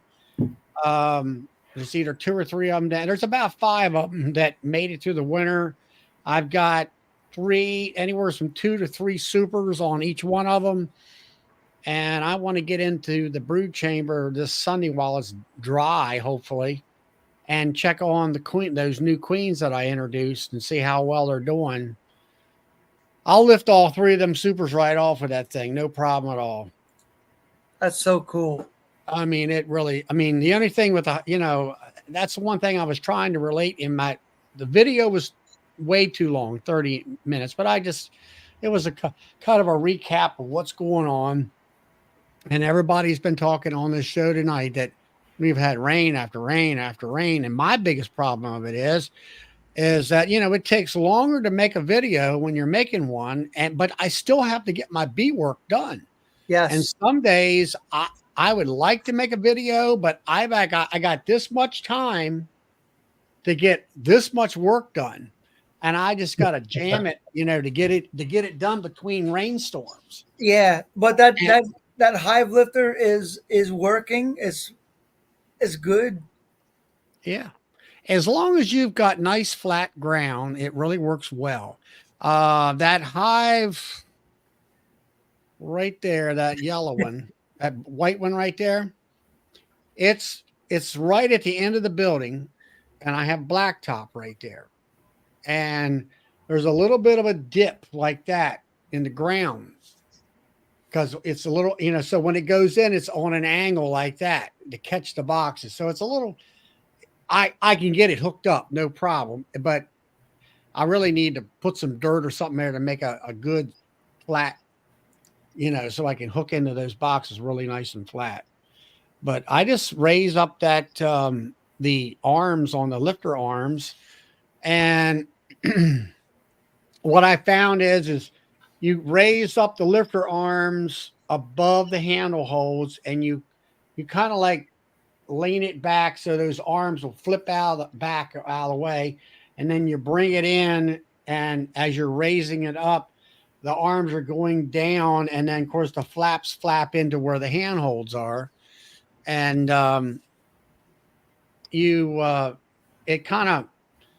it's locked on the box. You got on the main two wheels on the front, and the lifter's kind of sitting there. I think you've seen it in my video where it kind of sits up in midair on those back wheels. So then you go up there and you just kind of break the seals easily and on the box, and then go in the back and just push down, and you have a cantilever effect, and it raises it right up. You don't, there's no strain on your back at all. There's no grunting and lifting. Let's say every box is 50 pounds or 60 pounds. They're like, oh my God, we got to go, and boom, and all that stuff. And I really like it. I have no regrets so far with it at all. It works well for me. The only problem I have, it would really work well if this time next year where I've got 3 or 4 supers on 16 hives. That would really work. Oh yeah. Then it's going to work. Yep. And I'm going, let's say a demery method where my queens in the bottom are just getting it, and I'm pulling brood out and putting it upstairs, and they're just keep packing away and making more bees and everything. That's going to be good when but yeah, I like it. It's, I guess the only downfall of it is I got to get it, it takes a room in the truck. So I pick it up, put it in the truck. If sometimes I'm I want to load honey supers and I want this loaded on and that loaded on. Well, you can't put the machine on there. You really got to take that out to the yard, put it out in the yard if you're really going to use it, and then go back and load your truck up with honey supers and stuff like that. Because I always put it away in my basement when I get done. Yeah. And then the other thing is like when I'm using my nukes or when I'm doing any of my honey hives, that $59 aluminum bench from Harbor Freight. It's got the folding legs. It weighs maybe 10 pounds if it weighs anything. Yep. And it's about 16 or 18 inches up off the ground. It's between 4 and 5 feet long. Yep. I can put 2 upside down lids up on top of it. If Yep. I'm working my nukes, which are real close together, I can pull that nuke off, put it right there on that bench. I don't have to go down to the ground and bend over. It's waist height, pretty much, with the boxes. And keeps it off the ground, and it's accessible. It's very easy. That's one of the, and then another thing I've been doing with it is that a lot of those new highs, they were just single deeps, or maybe they're a medium or 2 mediums with bees in it. I want to go through, let's say, the brood chamber and just inspect or whatever. I turn that bench around kind of like on its end towards the hive. Now I got a seat. I can inspect that hive sitting down. It makes it so much nicer on your lower back, and it gives you a kind of a rest break as you're going through the hives and stuff like that. And it comes out to be a nice bench, as it's you can sit on it or you can use it to put stuff on it and all that. And Brad, I think, has got bees in his apiary. He must have got a shipment in. And I hope everything is doing great for him. Brad is a happy person. That's good. I'm glad to hear that. I know he had one of his, I'll call it mentees in his club, offered to bring him a dozen hives or something like that, I remember. Oh, wow. And then he was able to split them. And then somebody else has offered to bring some hives in. I don't know whether they've got those yet or not. But always good to get back in business. This must be his first set of bees, since he said he's got bees. He's got bees in his yard. Got 54 zombie hives. Should be getting that many more. So he's got some, I don't know what it's, bees or queens or small hives. Right. What amazes me and Bob all the time is how well his bees build up. They go from nothing to huge in a very short amount of time. Yeah, I could put 1 frame of bees and it'll take them all year to damn grow into a 5-frame nuke in overwinter, and they put a 1-frame split and make it into a honey production colony in 3 months. Within so many months. Yeah.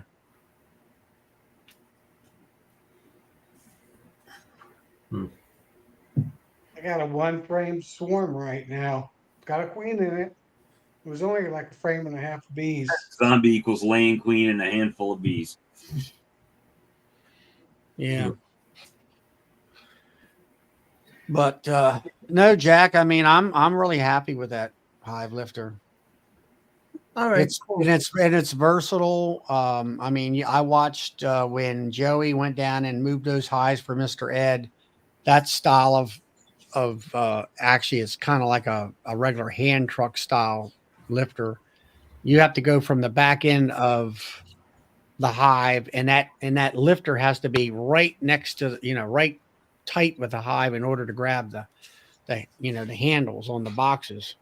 And then you can rear it back like a regular hand truck. But mine, it's, as I call it, it's more like a front end loader on a tractor. It reaches over there and grabs the box, and I can grab the box. And I've done it already where I've had to move those 2 hives, like I said, over there. I had to pull them. those highs, that stand was rotten. Okay. Yeah, I had to figure it's always opposite. But that stand was rotten, and that was back in March, I guess, when I got it. And I picked it up in the afternoon after work and then sat them down on the ground, or actually up on a box on the ground, in order to release. You got to have a little bit of height there for that machine to get released. Yeah. And of course I had them ratchet strapped, and I got them out on the ground. I left, of course, the second hive I just left on the machine, and I went over there, ripped out, pulled up that hive stand. I had a brand new one sitting there, and I leveled everything all up with with where it sits, and leveled it with a level, and got it fixed up nice and ready to go. And of course I had this hive screen, where the bees wouldn't come out, and I just raised up the hive and use the hydraulics on that, raised it up and set the hive on there and then disengaged it and hooked up the other hive and set it on there, and then just kind of tweaked it, by hand as far as straightening it up. Nice. And but I didn't have to wrestle that thing or grab a hold of the straps and use all my might to be able to lift that thing up. And they were 3 mediums, and they weren't light, and all that. So it works well. Hey, Charlie, can I ask a question? Yeah. Do you guys and any of you guys use Super DFM to feed? No. I use the. We've had questions about that. I used the fondant over winter. Did it do anything? Don't know. Bees didn't die. Do you use it? Are you using it now? No, I'm not using it right now.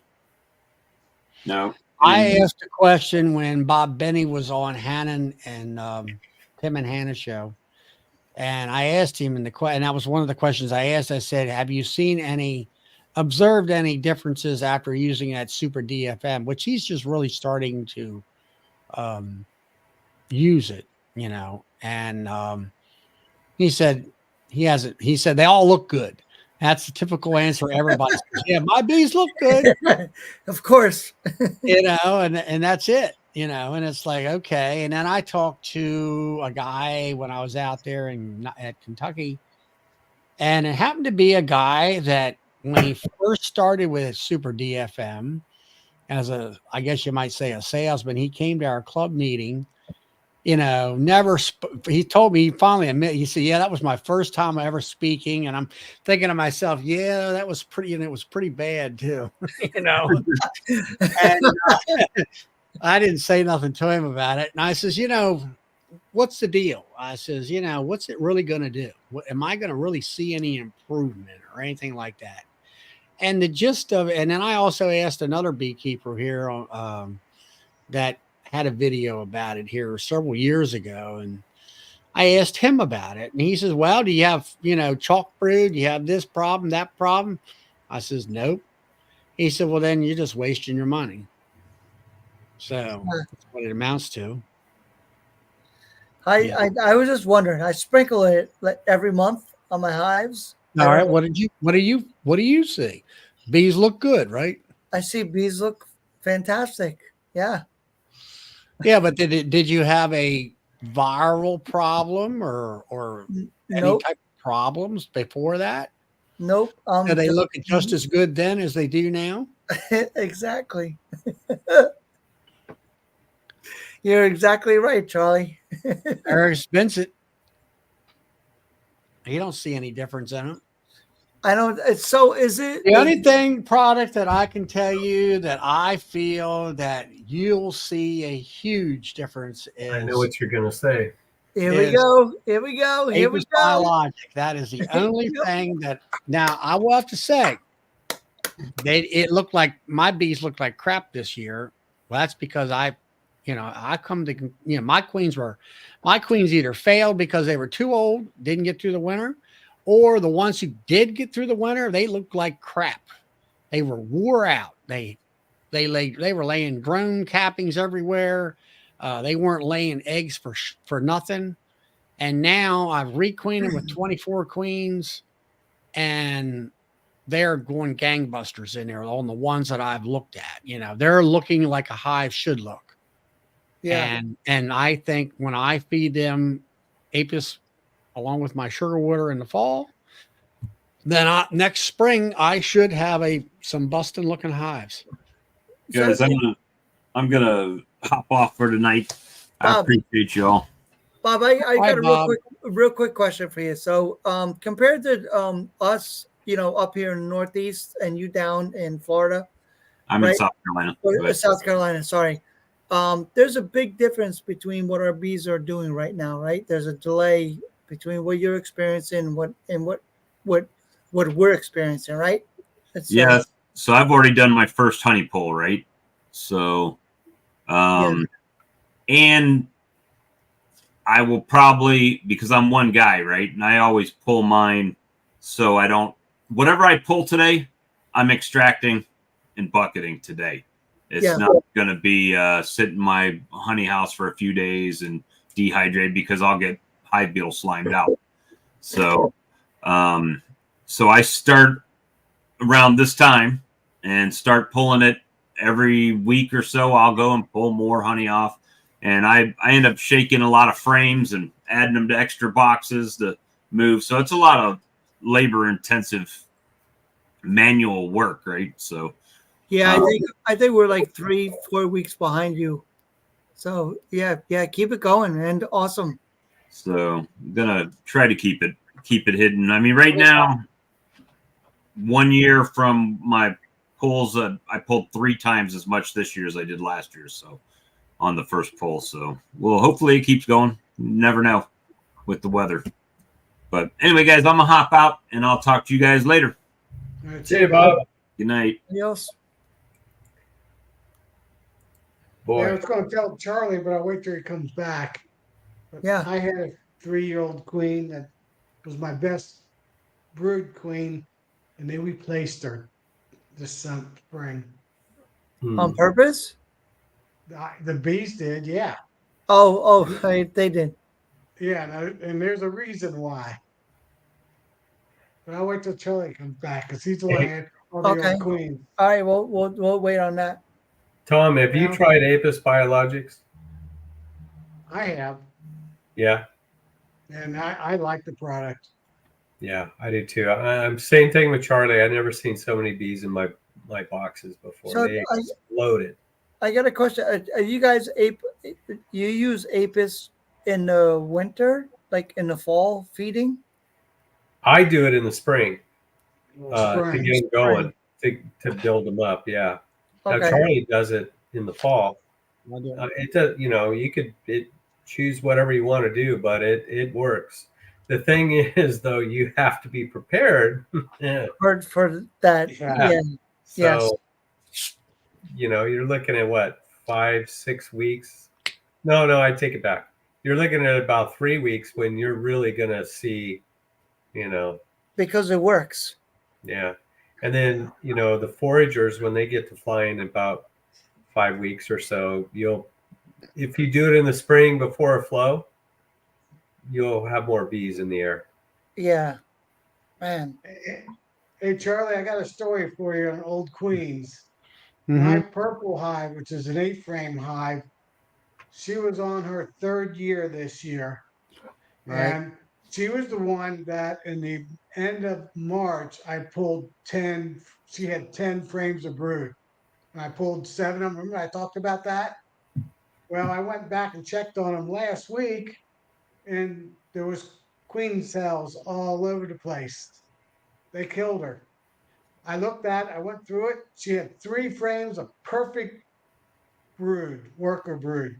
Then she had 4 frames that was like 90% drone brood. She ran out of gas and they replaced her. So I have to go back. They were half of them were capped and half of them weren't. And I cut most of them. I have to go back and So get what rid do of you the figure rest. that I made she some ran out of splits. gas and never replaced her? Yeah, and they replaced her. So 3 years, not even 3 years, 2.5 years. Hey, Nancy, good to see you. So Yeah, I mean that's the big I guess gold learning nugget that I took away from, yes, I lost a heck of a lot of bees and and I've had to replace and all. Of course, I've also Right. I've expanded my honey production area, reduced my nuke production area where I'm not really going to go after selling a lot of nukes next year. So I But made a three-way um, split. So besides having all those swarms, I made a three-way split on that hive. yeah, but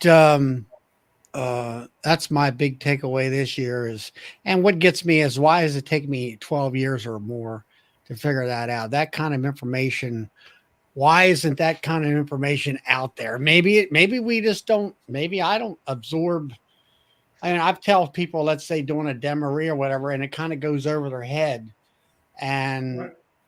and Yeah. maybe that's what it is with me with the queen thing. I've often heard talk about, they'll say the commercial guy gets, requeens every year or requeens most of the time every Yeah. year type of thing. Yeah. I But there listened to was never an explanation, the reasoning behind why they did all these different things. Right. And then they Chris talk Warner. about inspection of the brood chamber area. And it's like, I don't know, they'll have different examples. A lot of conference people will talk about, well, look at this frame, it's a slab brood, and look at this frame with a lot of mist spots in it. Well, that could be the queen might be hygienic and they pulled that brood out and all this kind of stuff. And they got all these different examples, that's just more or less examples, instead of coming out and saying, hey, if you see this and this and this, and you should question your queen age, and because she's running out of gas as far as laying eggs. In the last couple of weeks, I had, what was it, 3 weeks ago, I had Troy Hall on here. Yep. And I talked to him on the phone prior to that show. And we got into talking about queens. And I visited Georgia this year. Again, it's normally my normal yearly visit down there. I talked to them guys. They got 8,000 beehives. They do package bees. They're raising queens. They requeen their hives every year. Right. But that queen down there is laying eggs 10 to 11 months out of the year. She's wore out. Big difference. Big difference. Mid-Atlantic, we can get 2 honey crop seasons out of that, as James from Alberta talked about. And then I talked to Troy, and Troy said we can, 2 years is really good honey crops and stuff out of those hives. Sometimes he says, I'll make the decision to keep that girl for a 3rd year, and she'll make it through the winter. A lot of times they'll die on him. He said, I wish I'd have gotten rid of her back, that fall. And he said, but if they do make it through, they make a pretty darn good honey crop on the 3rd year. But you can definitely tell they're not as up to par as the 1 and 2 year old queens. And because up there, their queens shut down for about, let's say, 5 to 6 months because of the winter, and they have a short growing season, like Brad up there in Canada, the short growing season. But that's the kind of stuff that these so-called experts, if they have these lectures, why don't they talk about that kind of detail? But that's why I bring it up here on my show to try to. Bob Danny did. He had Chris Warner on there, and he pretty much said the exact same thing. But he said that out of every 10,000 hives, you'll only have 1 out of 10,000 on a new queen that will swarm.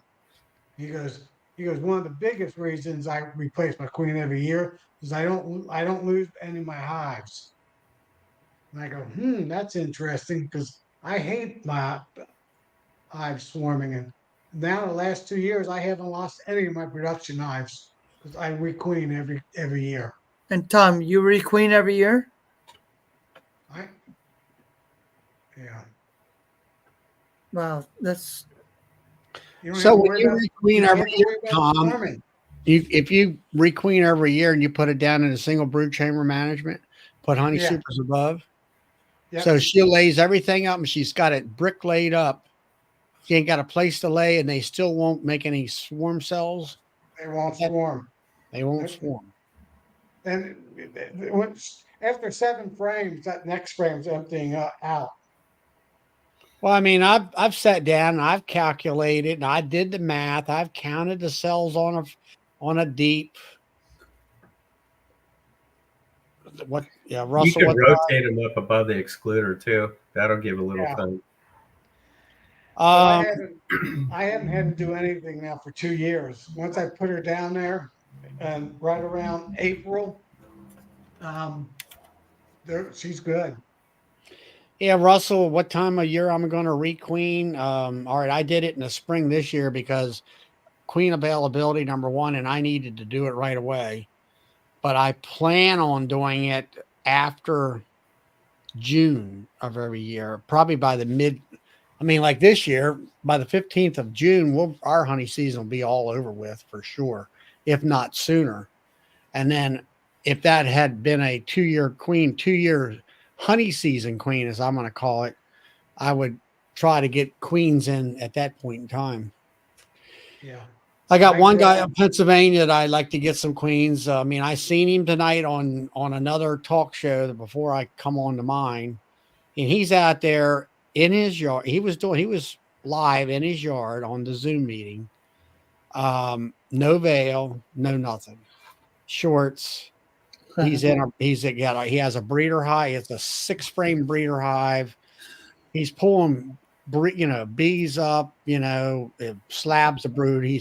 He's taking he's equalizing, basically taking those big slabs of brood out with the bees on there, putting them in production hives, and then he's putting in empties, and that's where he uses that one to graft off of all the time, because he knows within 6 frame. I asked him about that. I said, hey, don't you have a timing box? No, he's not with a 6-frame hive. He said, I know where the frames are and when they were put in, and about every week I can come in here and pick up the frame. I know it's the right age.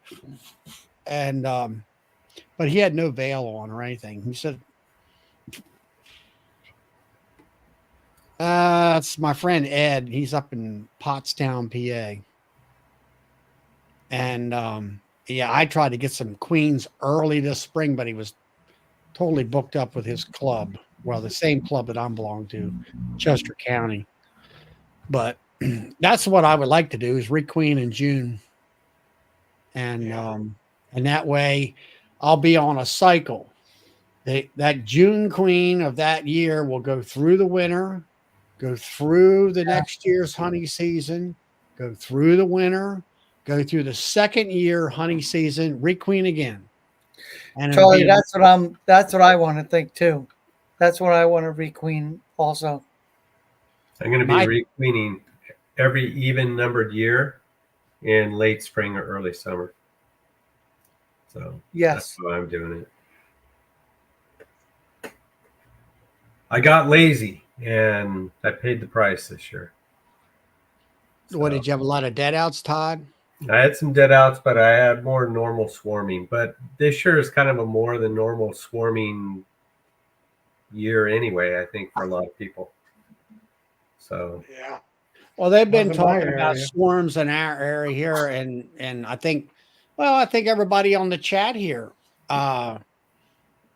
that is talking about a large amount of swarming this year. Mm-hmm. And I think maybe we're right back to the old same complaint, is the rain. I don't know what about rain and bees, but it seemed like you have a stretch of rain, and then that hive is like, man, they're wanting to get out, and then finally they're able to get out, and they're like, let's leave or whatever. I don't know what it is. Oh yes, I agree 100% with that. Mm-hmm. I think there's a lot of new beekeepers out there, and they just don't know that after a 2 or 3-year-old queen's going to swarm on them.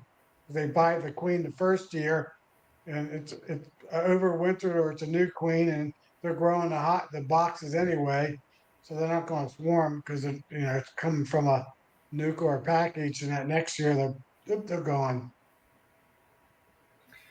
Well, I'm going to hit the road, guys. I need to make some supper. All right, you're looking better by now. Maybe it's the air conditioning. No, I think the allergy pill kicked in, but yeah. And yeah, exactly. I'm inside. I'm not out in the air with full of pollen or whatever it is. So, Right.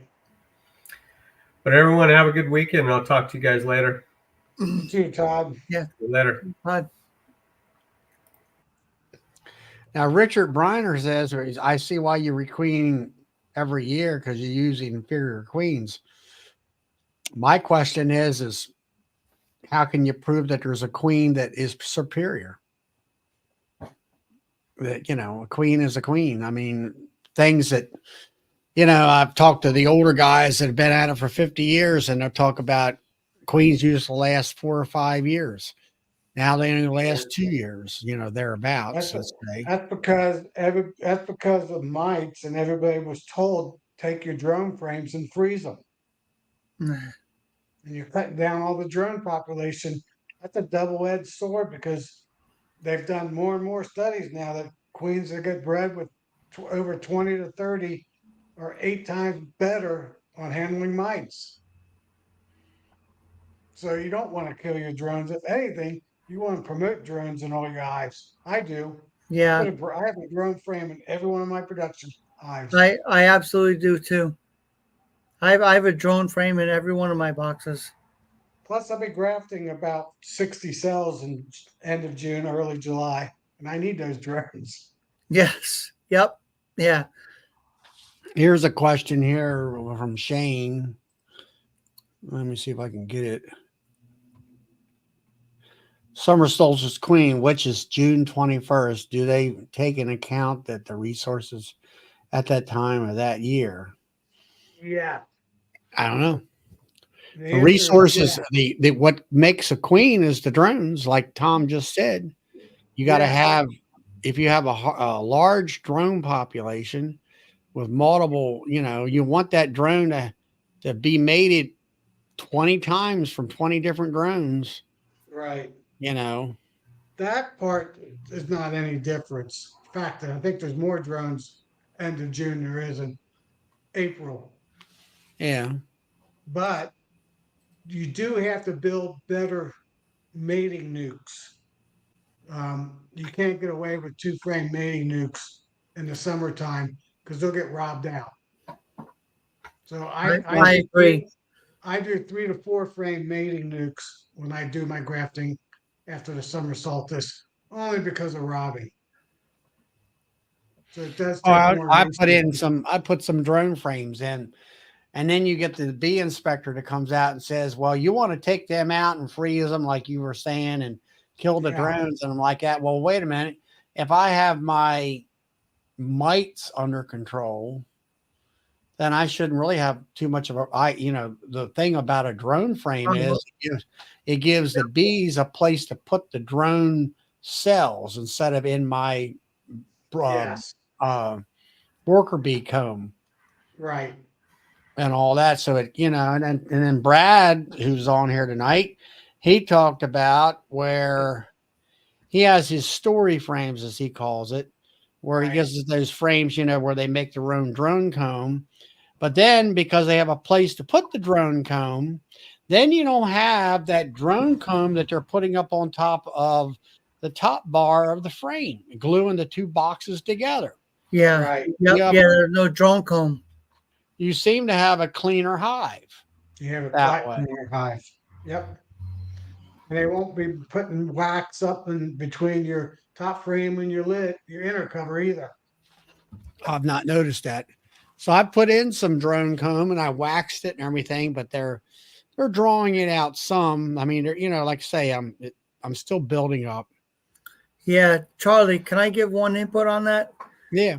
The only time that I've ever seen that drone comb works, because I've done it also, is like in the end of March, beginning of April for our area, is when they're starting to build up and you just drop that super waxed drone comb in there and they'll draw it out. Otherwise, they won't touch it. Is that right? That's what I've noticed here lately. I've dropped it in a month ago. They have And I no, like they haven't they touched it. care. I like Brad's idea. I'm going to start doing that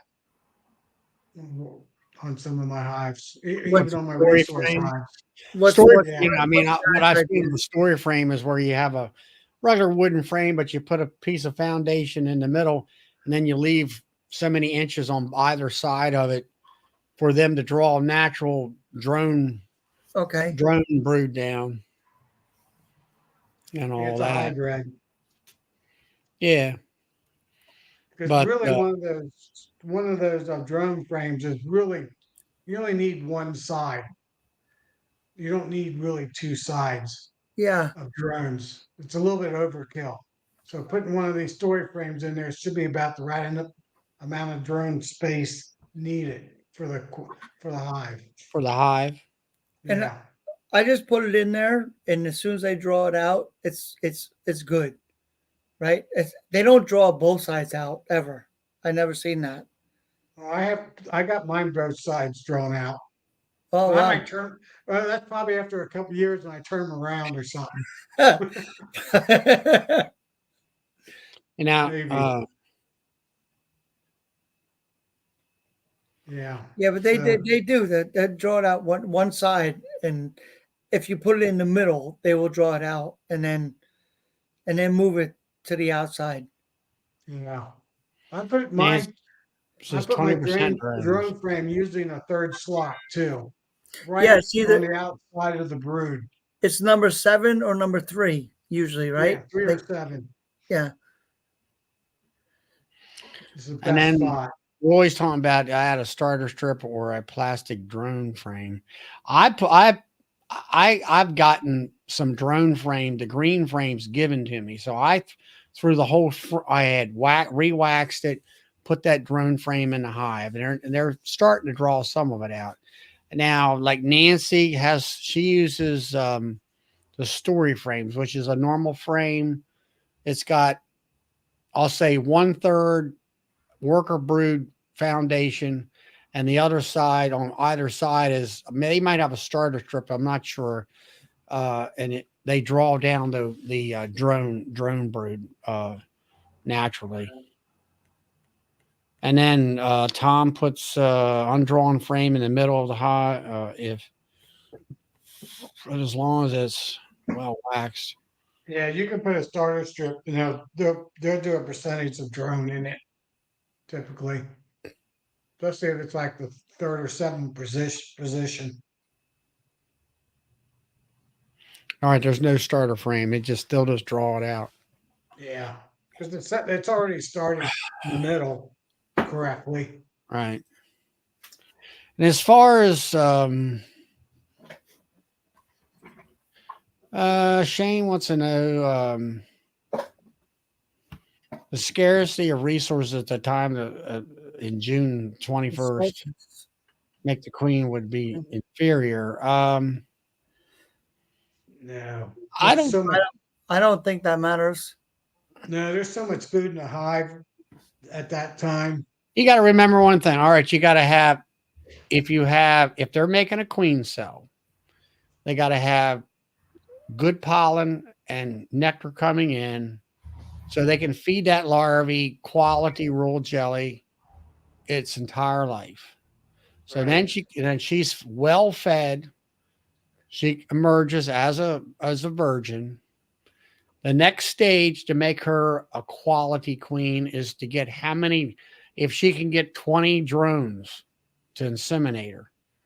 You Right. get one that's got 10 drones insemination versus 20, and a variety of drones from different genetics. And then the way I understand it, and of course she's coming back and then she'll start laying within a week or so. So how much she was inseminated by how many drones, which nobody really knows that part of it. And and then you've got we all know about the feeding part as far as making the queen from scratch. And then the other part of the equation is the genetics, in the fact that Right. we want that queen to perform for us as the humans in a certain way, or beekeeper. And that's kind of up in the air as far as up for grabs. The only way we can manipulate those genetics is through artificial insemination. And that's what they, but even then, the genetics get washed down after every daughter. It doesn't maintain those genetics to a certain extent. So that's Here's what I do. A week before I know what hive I'm going to graft from, which I already know which one it is. It's going to be one of my resource hives. I deliberately put this queen in a resource hive so I wouldn't mess up any of my production hives. I will feed that hive 1-to-1 sugar water just to make sure they got every resource they got. They'll have plenty of pollen, so that's not a problem. Then in my grafting hive, not my in my building hive, my starter hive, I will also feed them 1-to-1 sugar, and I also give them a piece of a pollen patty, just in case they need even more pollen than what's already in there. But I will actually only put. I usually use my 6 frame or my 10 frame. I'm probably going to do my 10 frame this time, but I only will put 2 frames of cap root in it, and I'll put 3 frames of pollen in it, and then a couple frames of honey, capped honey, and that's all I really need to put in it. Then I'll give them a frame for them to build on. yeah. So I'll probably use a 10 frame box. But the key is I'll put in 3 frames of pollen in my starter, so they have plenty of resources. Now Richard says here, like the queen lays a larger superior egg in a queen cell versus an inferior is made out of emergency cell from a worker egg. Well, yeah. I mean, that the bottom line of it is the difference between a worker and a queen. The queen gets fed royal jelly the entire life, and the worker gets fed royal jelly the first 3 days, and then it's bee bread afterwards. And if they're making an emergency cell, it depends on the age of the larvae. It's got to be, I'll say, the best larvae for queen rearing is within the first 12 hours after it has hatched from an egg.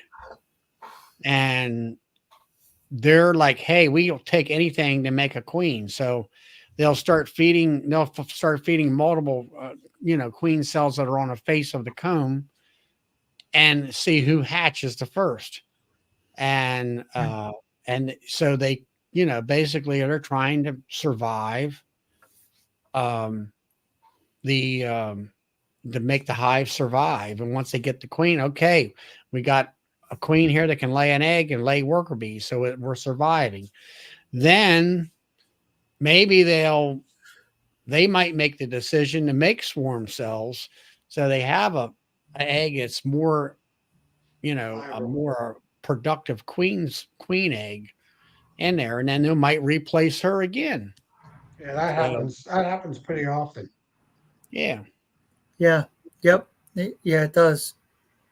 One thing that's nice about grafting, I can kind of choose which ones I graft out of, and then I know exactly within 24 hours, 12 hours, when those queens are going to merge out of their cell. And I actually take the first 2 or 3 that come out, especially if it's 6 hours earlier than I want to. I know that was a 12-hour or maybe a 16-hour larvae versus a 6 to 12 hour larvae. So all the ones after that come out, 6 hours later or maybe even 12 hours later, I know those were younger larvae. They might have only been 4 hour larvae when I grafted them, and I can Right. control that a little bit. Yeah, but they're no good after that, right? Well, You get Right, Tom? up to 3 days. You can actually graft up to a 3-day-old larvae, Yeah. but I'd rather get I like all the royal jelly in there. That's why I feed them a week ahead of time, and then I Me like to too. get that man, I like to get them almost when they're less than 6 hours. I'm on the same page, Tom. I'm with you right there. You're Yeah. saying you're feeding them to get the larvae built, or not the larvae, but the Royal jelly. jelly. What are you doing? 1-to-1 sugar water or something, or what? Yeah, 1 to 1. Yeah, not for honey. It's for the royal jelly for the bees. Keep the bees fed, so they make better royal jelly, more royal jelly. Yes. You'll see a big difference feed them and not feed them, and how much royal jelly's in those Yeah. cells. Yeah, let me answer Matt's question.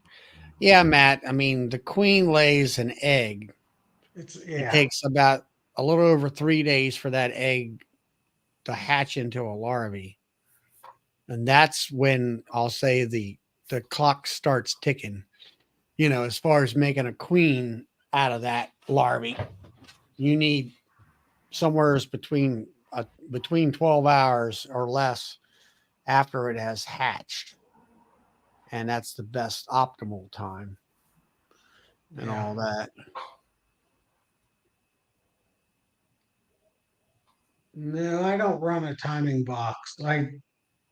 I don't. I only graft like once or twice in the spring and twice in the fall. So I don't. I just use. I document when I graft, what time, what hour. I know what temperature my incubator is at. I know they're going to come out on the 15th day. Yeah. Yeah. 'Cause I keep Not it at 90. I know it's at 92 degrees. So if it's early 15th day, I know it's an older, slightly older larvae. If it comes out midday or late in the day on the 15th day, then I know it was the youngest larvae when I grafted yeah. it. Mike wants to know. Depends on where your location's at. Here in Maryland, you can start. Well, it depends on the weather. That's the biggest thing. If it here lately, it's been cold in Yeah. April. Yep. And sometimes you can start around the 15th of April if the weather cooperates and it's nice and warm. And if it isn't, you're going to be closer to May. But I think May and June, by July, things are starting to go down when it comes to the mating end of it, when it comes to queens. That's been my experience. yeah, Charlie. You can do in July, but your acceptance rates will plummet and all that stuff. Yep, Charlie. I can back you up with that. Like, And then Dan wants to know, Tom, the extra rule feed on day 4 and 6. Yes, but that's in your starter builder. But I've noticed that even at the very beginning, when the first larvae, there will be more royal jelly in it than not. I mean, some of it depends. I mean, if I'm grabbing it at 4 to 6 hours, they're just starting to put royal jelly in it. But sometimes there's more. They put more in it at that very first few hours. Bees are amazing. Yeah. Well, Matt, I've the had first thing is you don't graft an egg, you graft a larvae. You yeah, graft graft the larvae. the larvae is after the egg. If Yeah. if the leg is if the egg is laid on day 1, it takes 3 days a little over 3 days for the egg to hatch into a larvae. And it's basically considered day 4 is when you should be, by the time it hatches and they put royal jelly in there, it'll be day 4 is the rule of thumb. Yeah, rule of thumb. That's the day you need to graft it, put it in the cup. And when I do that, when I am grafting, I'll have a cell builder started, several weeks prior, and then I'll put that grafting frame right into that cell builder when I graft. And then 6 days later, that's those cells and that thing should be capped. That's when I Right. take it out of that cell builder and I put it in an incubator. and then I keep it in the incubator. I used to let them. I used to wait, pull them out a day and a half before, 1 day to 2 days before they're supposed to hatch. But the last time I did it, actually, I like the idea of letting them take the cells, put them in cages, and let them hatch out in the incubator. That's what I And do. and that way, you know what you have as far as cells that hatched and cells that didn't hatch, Well, you've and been and you get rid of that curiosity problem you have that I have. you'll be able to tell if she's got all of her legs. You'll be able to tell if she's got her wings. Yep. You'll be surprised. There's a percentage of them that are not they're not good queens physically. Something's wrong with them. So this way, you take all it. The ones that aren't good, you pinch. Only take the ones that are healthy. But like Man, I Honeybee work. Workshop here was talking about is about like the weather and stuff like that. That's another major factor. Somebody was in the other chat or something. I was in this tonight, and she was talking about hadn't seen, and it's been so many days and hadn't seen any eggs and whatever and whatever. And I'm like, yeah, but it's also been raining and raining and raining. And, Right. the queen hasn't been able to get out to go mate. So it might take longer. And if it gets too long, that queen is not going to be any good anyway because it took too long and her ovaries will shrink down Yep. to the point Yeah. where they're useless. Yeah, Yep. something like 14 Exactly. days after they emerge, they have to be mated within 14 days or 16 days. It's somewhere in that ballpark. I read it once, but I don't remember. So it takes 4 to 6 days before they can even get mated. So they have a week. They have about 10 days to get Uh, mated. yeah, well, the guy now I was talking about getting Honeybee Workshop as my friend Ed. That's the first time I think he's been on my show, but Okay. he he has some exceptionally good looking queens, and they're very, like I said, I watched Ed tonight, and no veil. I definitely want to Yeah. get some of his stuff in. I don't wear a veil this time of year half the time. Shorts and No. t-shirt. What I'm wearing right now. And This depending is on this the is a environment, good time to work bees. huh? I said this is a good time to work bees. Yeah, it's been cool. I'll have to say that much. Yeah. But Today wasn't bad. 78 tomorrow and sunny and 85 Sunday and sunny. So it looks like summer's about here. yeah, Hey guys, I'm gonna hop off. Yep. okay. Same here. I gotta take care of these bottles for tomorrow for my wife's side family farm get together. Good talking to you guys. Hopefully I don't catch a swarm. Hopefully nobody calls me tomorrow for a swarm. I'll be Hopefully, busy. Tom, you don't catch your own swarm. You catch somebody else's swarm. I haven't caught any of mine. Well, I did. I caught one of mine, but I didn't count it.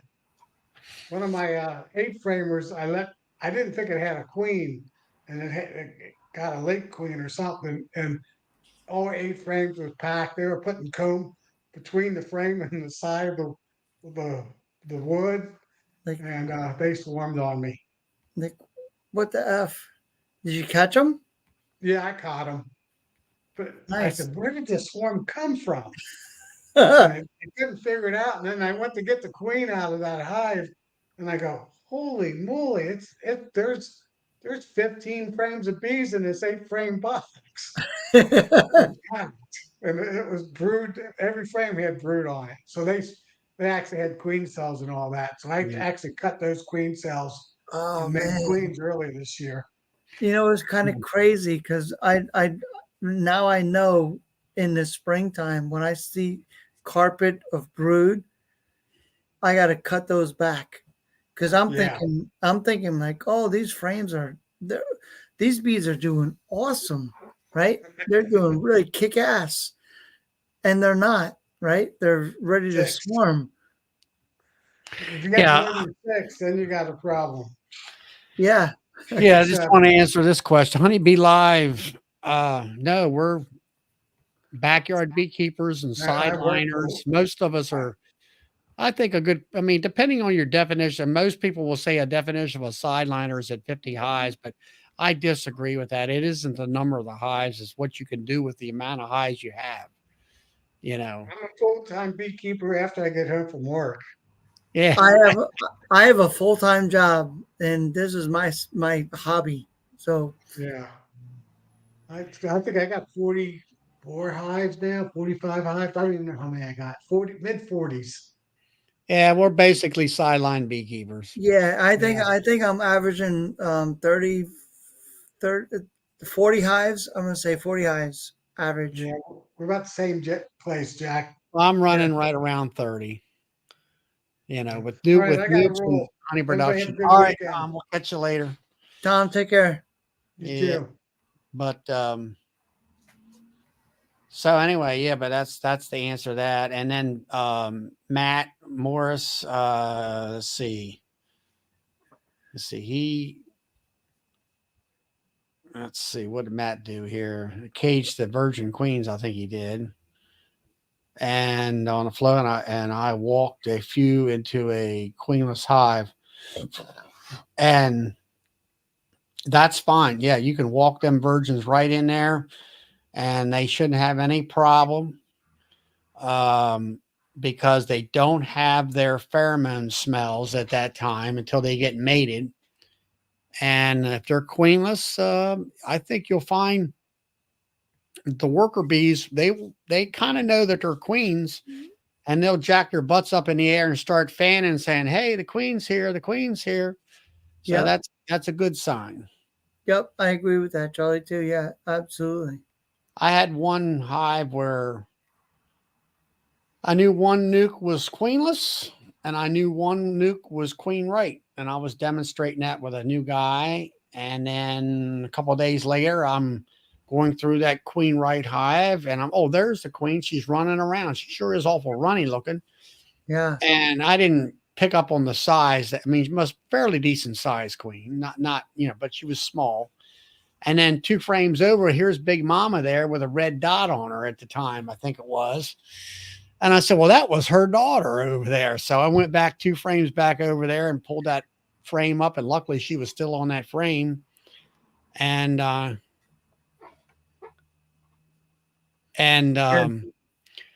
she walked off down into that queenless nuke next door.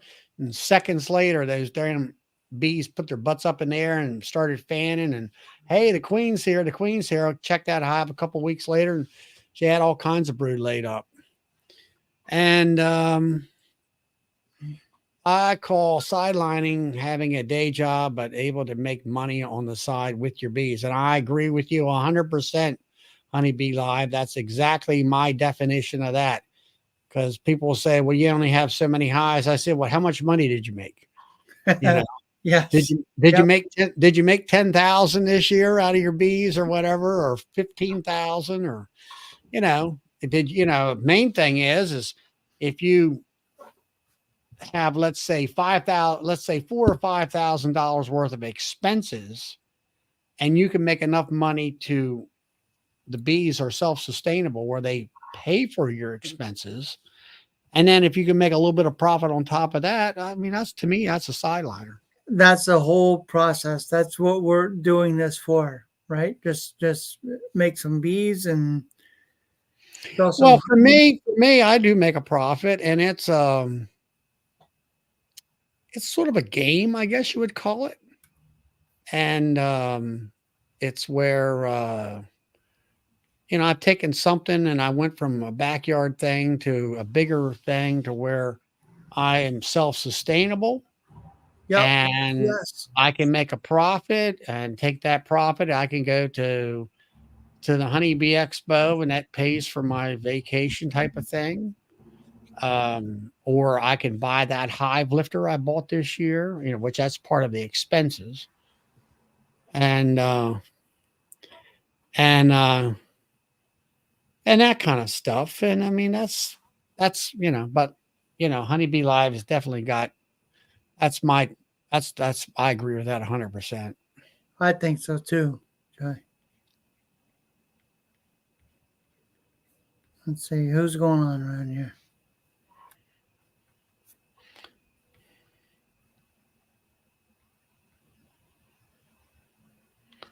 I've had $5,000 worth of expenses on a yearly basis. When you start buying a pallet of sugar and bee Oh, suits oh man. and woodenware and frames and foundation and all that stuff. I mean, that stuff adds up quick. You know what's funny? People ask me like, "Oh, I just want to have a beehive, right?" And like, all right, well, you better think $1,000 investment I was right just off going the to say bat. that.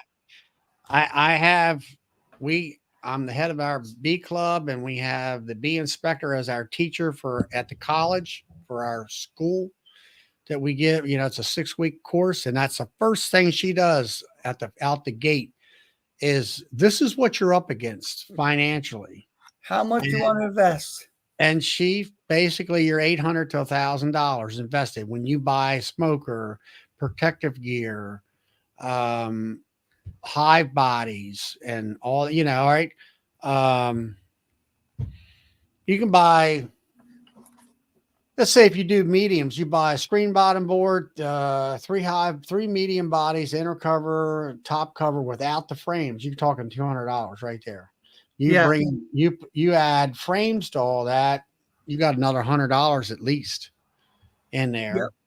There's $400. So they tell you to buy 2 hives, to start with for Buy comparison. 2 because you So are now we're at $800. Yep. And you haven't even bought a bee suit, a smoker, You have no bees or anything else. You can buy these, what do you call them? Kits, where they're everything.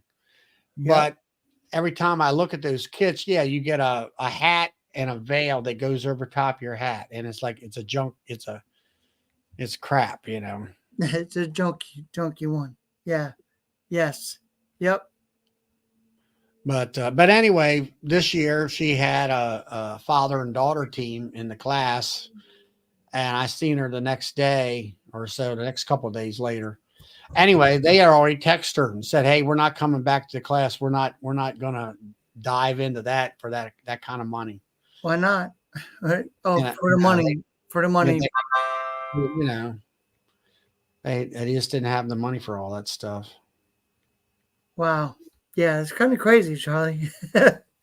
Yeah. So, well, guys, it's about 11:15, and anybody else want to jump in? If not, I'm gonna shut the chat down and kind of, I guess, call it quits for the night. We had some pretty good questions and answers. A lot of good folks coming in, talking and everything. So, honeybee okay.